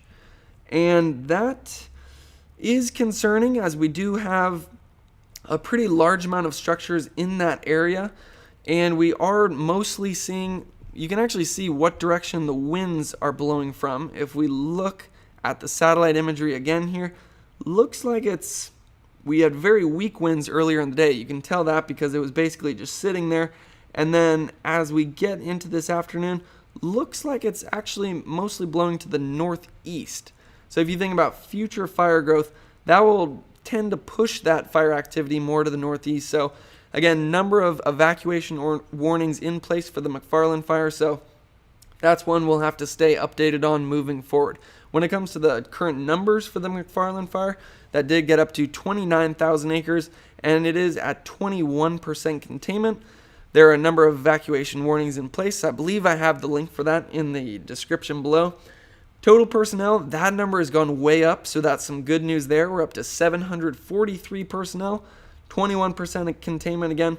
And then, as I've said earlier, if you read these, they often talk about how dry the fuels are in this area. Part of the reason we've seen so much activity on this one, there's a number of days where every single operational period, the fire was doubling in size. Again, big reason for that, live and dead fuel moistures are historically low. That's, again, what we were talking about with the Dixie Fire, record low fuel moisture values throughout much of California. We have 85% of the state in those extreme drought conditions. So that's basically the thread that has been tying all these fires together and why we're seeing as much activity as we are. But again, we are seeing some activity on the Mcfarland Fire right now, and it looks like it is near a large amount of structures. So we'll have to stay updated on that one moving forward as well. Now, just north of there, we have the Monument Fire. You can see that large pyrocumulus cloud popping off today. Looks like most of that activity throughout the day today. I'll let this replay once just in case you missed it. Again, very much calmer conditions earlier today as we had that thick smoke layer keeping our temperatures and our winds down. But over the last hour or two, you can really see right there that pyrocumulus cloud pop off the Mcfarland or the Monument Fire. And if we look at the natural color fire, we should be able to see a large hotspot on that eastern edge as well. You can see how it really flared up, and it's, wow, really flared up over the last hour or two. And looks like even though we've transitioned into the overnight hours, we're still seeing some extreme behavior on that, and a large smoke plume. Again, looked like there was a pyrocumulus cloud currently going off of it. So when it comes to the Monument Fire, again, this is a good map to look at because it really tells us some of the cities that are around this area. I believe there's some evacuation centers in places like Weaverville and I believe Junction City as well. But some other cities in this area, Big Bar, Del Loma, Burnt Ranch, and you can see where a lot of those hotspots were. Yesterday we had some westerly winds blowing in. So we had a lot of that hotspot activity on the eastern edge of the fire. At some points in the day, it was shifting to a northerly wind, so we saw some hot spots down there as well. It's actually, believe it or not, when it comes to the air quality from much of California, we're actually seeing worse air quality from much of California because of the Mcfarland, the Monument, the Summer, the Haypress, and the Antelope fires than we're actually seeing from the Dixie Fire. I'll show the whole smoke forecast in a second here, and we will look at air quality. But most of the smoke from the Dixie Fire has actually been moving directly into Nevada. It's actually the Mcfarland and the Monument fires where they've had a northerly wind, and a lot of that smoke has been working its way into the rest of California, as you could see on that satellite imagery earlier today, and you most likely saw if you live in California. I know I woke up this morning, we had the smoke, the haze, the sun was completely orange, and you can see how that smoke just hung around throughout the entire day. So again, Mcfarland Monument fires kicking up a lot of smoke right now, as well as the Dixie. So definitely going to be seeing that poor air quality continue throughout the day tomorrow. When it comes, actually before we look at the numbers for the Monument Fire, I do want to look at that active hotspot because again, we saw how much it was flaring up on the satellite imagery, and it is on that eastern edge, which is a major concern because you can see that large amount of structures just to the east of there. And if we look at the smoke direction, which way that plume is moving, it looks like that plume is moving to the east. So the reason that's important, and is always the first thing I look out for, is because whichever way the smoke is moving, it tells you which way the winds are blowing, and it tells you which way that fire is going to move in the future. So again, Monument Fire is one of the key fires I'm watching right now, and I'm certainly worried about because you can see that large hotspot right there, and you think about the fact that we have southwesterly winds, and you see a large amount of structures just northeast of where we see those hotspots. So Monument Fire is definitely one of the fires I'm going to be following very closely over the next, really, until the fire is out. I'm going to be following all of these fires until they're all out. So again, you can subscribe to this channel for daily updates on all of these fires. But now I want to transition just north of there. You can see these hotspots as, actually, I don't think we went over the numbers yet for the Monument Fire. Monument Fire, there was a lot of activity on this one yesterday. We had that huge pyrocumulus cloud popping up on it yesterday. It's up to 44,000 acres. And when it comes to the containment, I believe we're still at 0%. It doesn't look like they show it anywhere. There it is. 0% containment, 44,000 acres. Again, we're talking about the Monument Fire right now. That number is up though, so that's some good news there. 464 personnel. And that's some good news. We do have more personnel. Again, that's part of the reason a lot of these fires have gotten as big as they have, is because when it's almost like 2020 where you get multiple fires all burning at the same time, it really spreads your resources thin. For example, on the Dixie Fire right now, we have 5,000 personnel. So you think that just means there's less personnel available for the other fires. If it was just the Monument Fire burning, we could have 2,000 people on this and it could potentially just be out in a week. But because of all the different fires going on at the same time, it spreads the resources thin, makes it much harder to stop any individual fire. So just north of there, we do have the Summer and the Haypress fires. Again, these are fires, for whatever reason, we haven't been able to figure out what the current acreages on those fires are. Looks like there's not an incident to be able to click on there to figure out the acreage on that one. This one, in the past, never updated. We'll just try to see if anything changed. No, they're still showing it at 800 acres, and just looking at that fire perimeter, certainly not 800 acres. Looks like it's definitely more than that. So not much information on those. I'll try to find some more information, but if you live in those areas, there's most likely some evacuation warnings in place, so be sure to try to find some local resources. Hopefully you have a better chance of finding information than I do. So this one is actually a fire I hadn't noticed yet, but it does look like we have some hot spots there. The Cronin Fire. That one looks like it's at about 165 acres.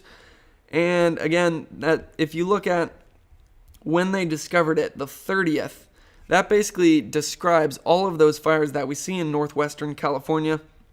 That fire, the Haypress Fire, the Summer Fire, the Monument Fire, and the Mcfarland Fire all started due to lightning on the 29th and the 30th. And then they actually remained pretty calm for a while. And then it was the last Sunday, Monday, Tuesday where we had the mid-90 conditions come in, relative humidity in the single digits, some wind gusts around 25 to 30 miles per hour. That was when all of these fires started to flare up. And again, you can see how much bigger the Monument Fire has gotten just in the last couple of days. Mcfarland Fire has been growing a lot as well. And then it looks like Monument Fire especially has that large pyrocumulus cloud popping off of it as of right now. So maybe eventually, if we have time, we'll try to look for some live camera shots of all of these fires to see if we can actually see what it looks like on the ground. But before we do that, I do want to go over this last fire that we see burning up here. That is the Antelope Fire. This is one where we've seen a lot of activity over the last few days.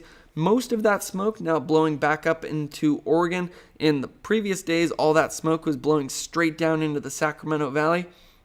But this was a fire that actually created such a large pyrocumulus cloud that it created its own thunderstorm and then started its own lightning fire. So when we go up to look at it, I'm going to be interested to see if we can still see where that lightning fire is. So zooming out here, trying to find it, it's right there. So you can see the hot spots on the Antelope Fire. Let's see if that matches up when we look at the natural color fire here. We'll zoom into the fire there. It looks like most of that hotspot activity on the western and eastern edges of that fire. So if we look at the live hotspots, again, similar story right there. Western and eastern edge of that fire is where that heat signature is coming off. And we do have some structures in this area. So again, always check the links in the description for the most recent evacuation warnings. Now the good news is, like I said, the Antelope Fire had such a large pyrocumulus cloud that it created its own thunderstorm and started a lightning fire right around here. You could see the heat signature yesterday. We were talking about it, and it looks like that heat signature is gone. So hopefully that means that they were able to put that lightning fire out before it turned into anything too big. So when it comes to the Antelope Fire, that one is up to 40,000 acres. Rather large increase from what it was yesterday. Actually, let's update this again to see if they've updated that number. 47 minutes ago, 41,000 acres, 24% contained. So large increase yesterday. Not really a big surprise there, as we did see a lot of activity coming off of that, especially around 5 and 6 o'clock yesterday. There's one image of what that plume looked like from the ground. Now when it comes to this fire, more good news coming in where our personnel has increased to 573. So I don't know where they keep finding all these new resources. If we just look at all the resources right now, Dixie Fire has 5,000 personnel. Mcfarland Fire has 743 personnel. Monument Fire has almost 500 personnel. Antelope Fire has over 500 personnel. And all of these numbers have been increasing over the last few days. So I don't know where they keep finding these resources, but I'm glad they are, because these firefighters are working around the clock to protect our structures and our lives. So when it comes to the Antelope Fire, again, it's up to 41,000 acres, 24% containment. And right there, if you ever read these reports, the same thing keeps popping up again and again and again. Very low fuel moistures. That's something that we've been talking about throughout this video, and it was really the early indication that it was going to be a bad fire season when you saw that drought map for California, and 85% of the state was in that extreme drought conditions. And our research at the San Jose State Fire Weather Research Laboratory was showing record dry fuels. We pretty much knew it was going to be a bad fire season, and just looking at the satellite imagery right now, you can see that that prediction came true, as basically all of Northern California covered in that smoke right now. So that's what we'll transition to next. Since we have covered the Dixie Fire, the Mcfarland Fire, the Monument Fire, Summer, Haypress, and Antelope, the next thing to do is look at the impacts that these fires are having on the rest of the state. And you can see that the impacts are much larger than they were over the last 2 weeks. Again, Dixie Fire has been burning for quite some time now, but it hadn't really affected the rest of California at all, because we're just seeing mostly southwesterly winds in the afternoon, blowing all that smoke up into places like Idaho and even Montana. That, I always say this, but my parents were up in Montana, and they actually had more wildfire smoke from the California wildfires than I did in the Bay Area. But just looking at the satellite imagery, you can see that has certainly changed around. Again, that all changed around when that low pressure system came through a couple of days ago. That's what really flared all of these fires up. It brought some 25 to 35 mile per hour winds with it. We saw the Dixie Fire grow by about 15 miles and over I believe more than 50,000 acres that day. Saw a lot of activity on all our other fires as well. And what happened was, as that low was moving out, you think about the circulation around a low. It's counterclockwise. I'll try not to get too sciencey here, but counterclockwise circulation around a low. So as that low left, you could think the back end of it had those northerly winds, and it took all of the smoke that it had just kicked up because of its 25 to 35 mile per hour wind gusts, and pushed all that smoke as far south as Southern California. So let's actually look at some of the air quality right now. We'll look at the current air quality, and then we'll also look at an animation that'll show us how that smoke is moving around. That's one of my favorite graphics that I always show, because it just perfectly illustrates how that smoke is moving. And there's a little sneak preview of what that animation is about to show. Again, perfect illustration of how those northerly winds, as that low exited California, were able to just shoot that smoke all the way down into Southern California. But if we look at the current air quality, we'll zoom on into actually, before we zoom in on California, just take notice that there's unhealthy, I'll turn the legend on so you can see it, there's unhealthy air as far east as Utah and Colorado. This is something we were talking about yesterday. As that low left, it was actually carrying the wildfire smoke with it, and then it dropped it right over Utah and Colorado. You can see they have some unhealthy air. Looks like Nevada and even Arizona as well. But clearly the worst air quality is in California, and especially Northern California, which, again, not a big surprise to see there, as you could see all that smoke that we had throughout the day today, and then even more smoke being produced this afternoon as all of our fires have started to flare back up again. So that's what it looks like right now. Again, we have very unhealthy to hazardous air over those lightning fires that are in the northwestern parts of the state. Again, the Mcfarland, Monument, Summer, Haypress.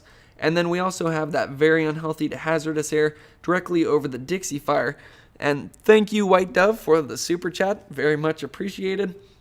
But again, when it comes to that air quality, as that low left, it was able to shoot that poor air, or that unhealthy air, all the way down into Southern California. Now we can also look at a forecast for tomorrow. Again, I would disagree with that forecast. I think tomorrow is going to look more like that, because we are seeing a large amount of smoke being produced on these fires as of right now. So this is an illustration of where that smoke is moving. Again, our winds have mostly shifted to a more southwesterly direction, which is actually good news when it comes to California, bad news for basically all the other states, because you can see how that smoke is expected to move over the next couple days, pushing more into Idaho, Montana, Nevada, and less of it, we're seeing less of those northerly winds pushing it directly down into the Sacramento, San Joaquin Valley. Where I am, again, I said, woke up to some hazy skies and that orange sun. You most likely did as well. But it looks like we're shifting back to a more typical summer pattern for California. A high pressure system over us, warm temperatures, dry conditions, and southwesterly winds as well. So hopefully we actually see some of that air quality improve over the day tomorrow. But again, the wildfires will have the final word when it comes to our air quality, because as you can see over the last hour or two, they certainly have been picking up in intensity, creating a lot more smoke, and still a large amount of smoke over the Sacramento Valley. So finally, want to just wrap up. I'll try to do a quick update on all of the fires all at once, and then I have to get back to work. Again, I'm at the KSBW station in Salinas right now because I'm the fill-in broadcast meteorologist down here, but thought I'd get in a quick wildfire update for you guys between the evening and the night shows. So again, just a summary of all of our fires. And also, sorry I haven't been looking at the live chat at all throughout this entire video, but that's mainly because I didn't have as much time today. So I just wanted to make sure I got all the most important information out there. And in future videos where I have, actually tomorrow, I have a large chunk of time that is completely free throughout much of the day. So tomorrow I'm planning on doing a very long extended forecast, especially in the afternoon hours when we see some of those more challenging conditions come in where it's hot, dry, and windy. So if you want to join me on that live stream when I cover all these exact same fires tomorrow, again, you can subscribe to this channel, and if you want to be there when I'm doing it live, you can click the notification bell as well. So summary on all our fires throughout the day today. We actually started out pretty good, I would have to say. We had that thick smoke layer over much of Northern California. Again, that's bad when it comes to air quality and the ability to use aircraft on the fires, but overall, I would say it's actually a good thing. If you disagree with me, let me know in the comments and I'll try to read your responses later. But when I see a large amount of smoke over our fires, it actually makes me feel a little bit better, because this is something we saw on the Dixie Fire yesterday. The forecast was supposed to be for 90 degrees, and then the actual temperatures only ended up being about 71 or 72 degrees because none of that sunlight could get through those clouds. So it kept our temperatures down, kept our winds down as well. So when it comes to fire behavior and more fire spread, actually a good thing to have a lot of that smoke over your fires. Now, I haven't been looking at the live chat very much, but I did just see somebody asked, why does California stay so dry? And this actually it's fire, not exactly off to a good start right here, but fire is a natural part of the California ecosystem. In the past, it's believed that about 4 million acres would burn per year before we had any suppression or large amounts of structures in the wildland-urban interface. But where you see the worst wildfires in the world is always Mediterranean climates. This is a weird fact that I only learned recently, but the majority of the world actually has the majority of their rainfall in the summer season. So if you think about that wildfire-wise, that's great for wildfire because when it's the hottest, that means you also have the most moisture. So those two kind of cancel each other out when it comes to wildfires. But in Mediterranean climates like California, like Italy, like Greece, that's where your summers are actually your dry season.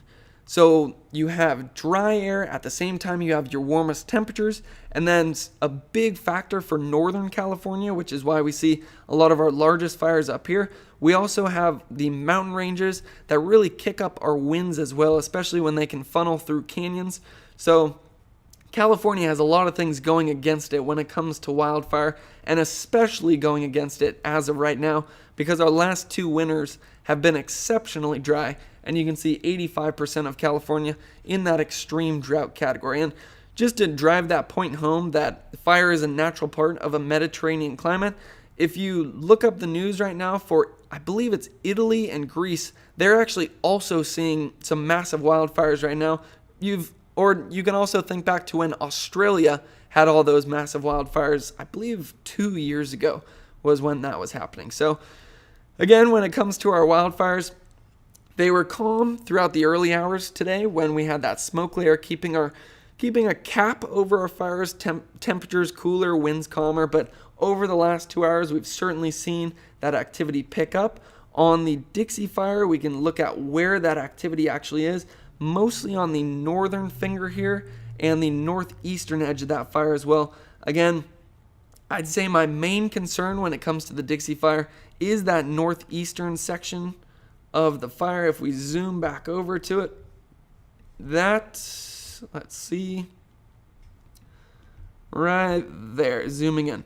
So again, that northeastern section of the fire is still my major concern, because that is where we have the largest amount of structures. Again, I could turn those structures on, you can see where they are.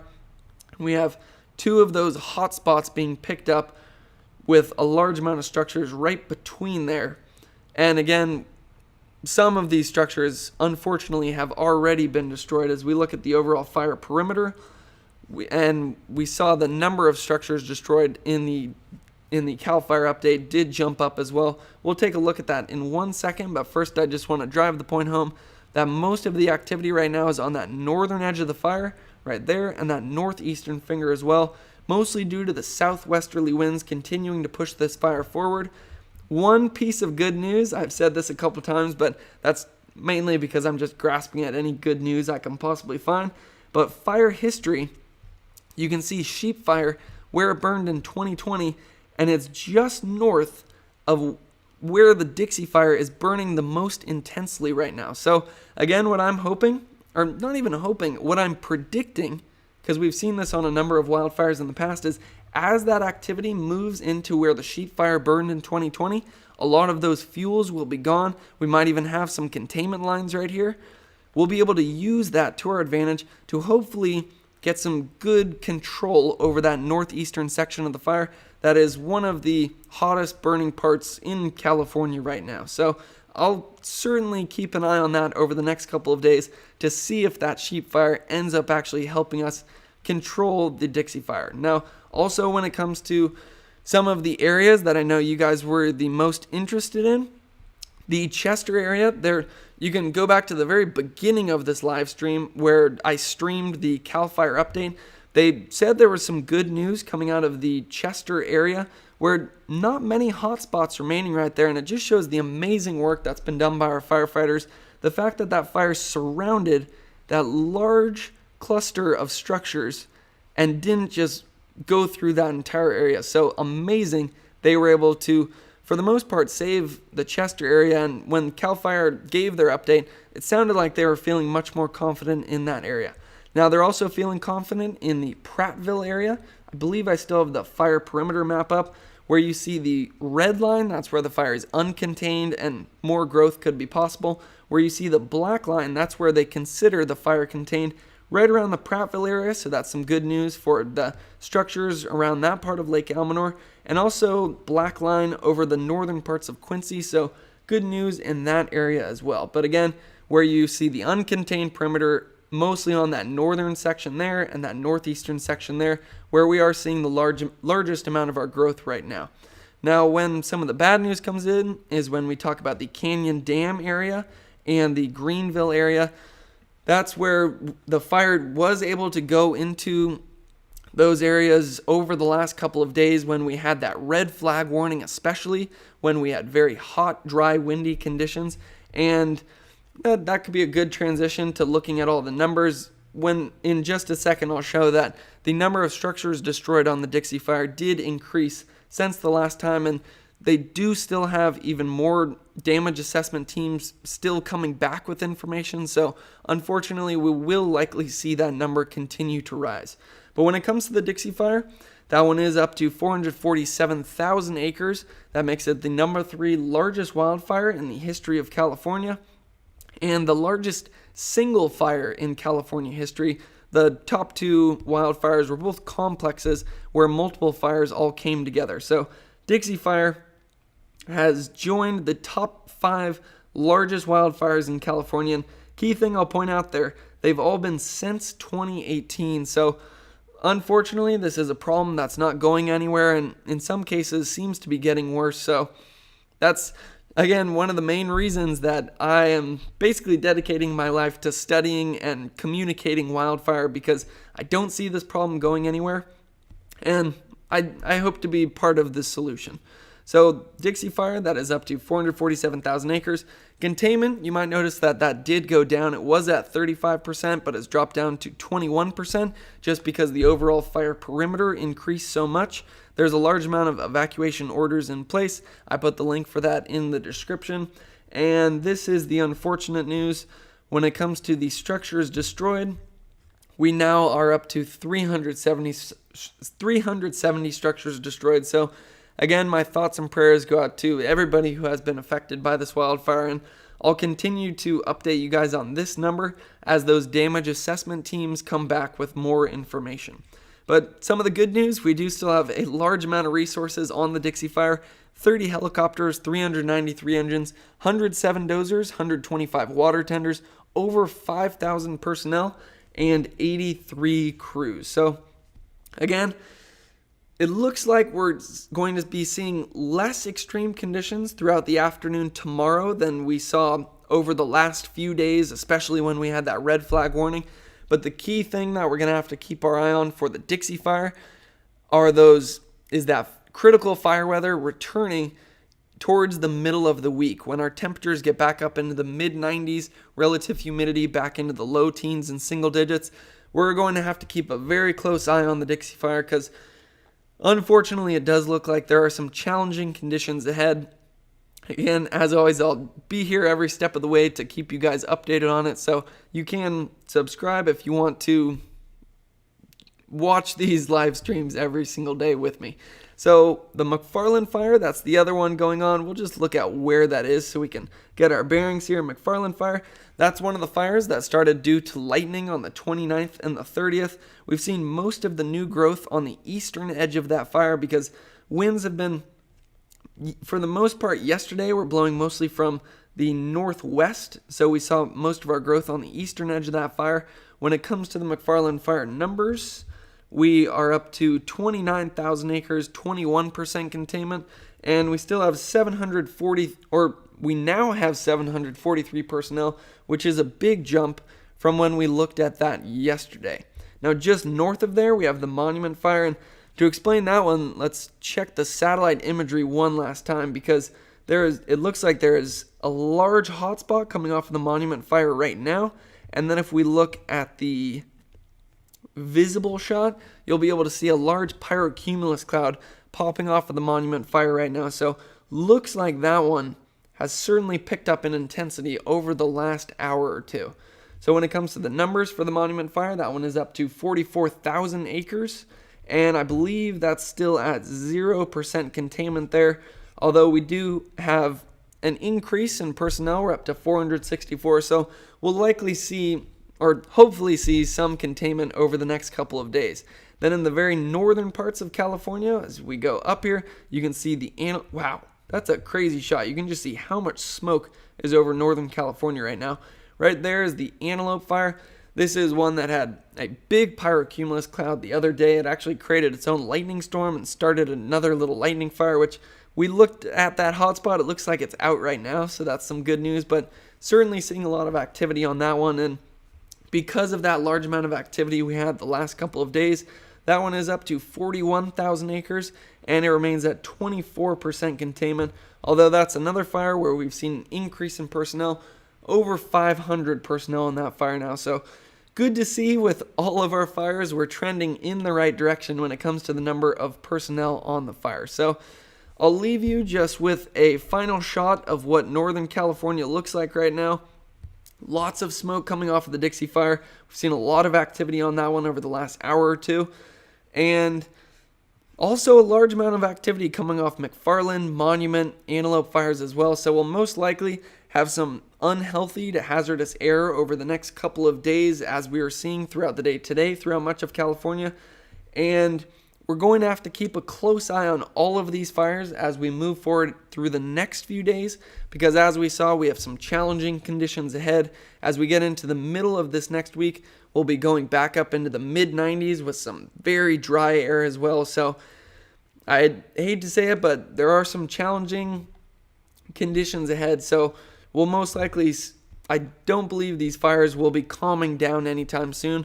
So as always, if you want to stay updated on these, you can subscribe to this channel and click the notification bell if you want to get notified when I do the live streams like this. But overall, I hope that this video is helpful. I'll be back again tomorrow for actually an extended forecast tomorrow. I have a much larger block of time throughout the day tomorrow, so I'm planning on really covering the fires during the hottest, driest, and windiest part of the day, where we're likely to see the most amount of activity, and we'll just be able to follow it in real time, all the updates, and we'll also continue to look at the fire weather forecast to really go over those challenging conditions that'll be coming in over this next week. So, as always, my thoughts and prayers go out to everybody who has been affected by these wildfires, and a huge thank you to all the firefighters out there who are doing amazing work, in some cases working around the clock, to protect our lives and our structures. So, hope this video is helpful. Thank you to everyone who watched and for all the super chats.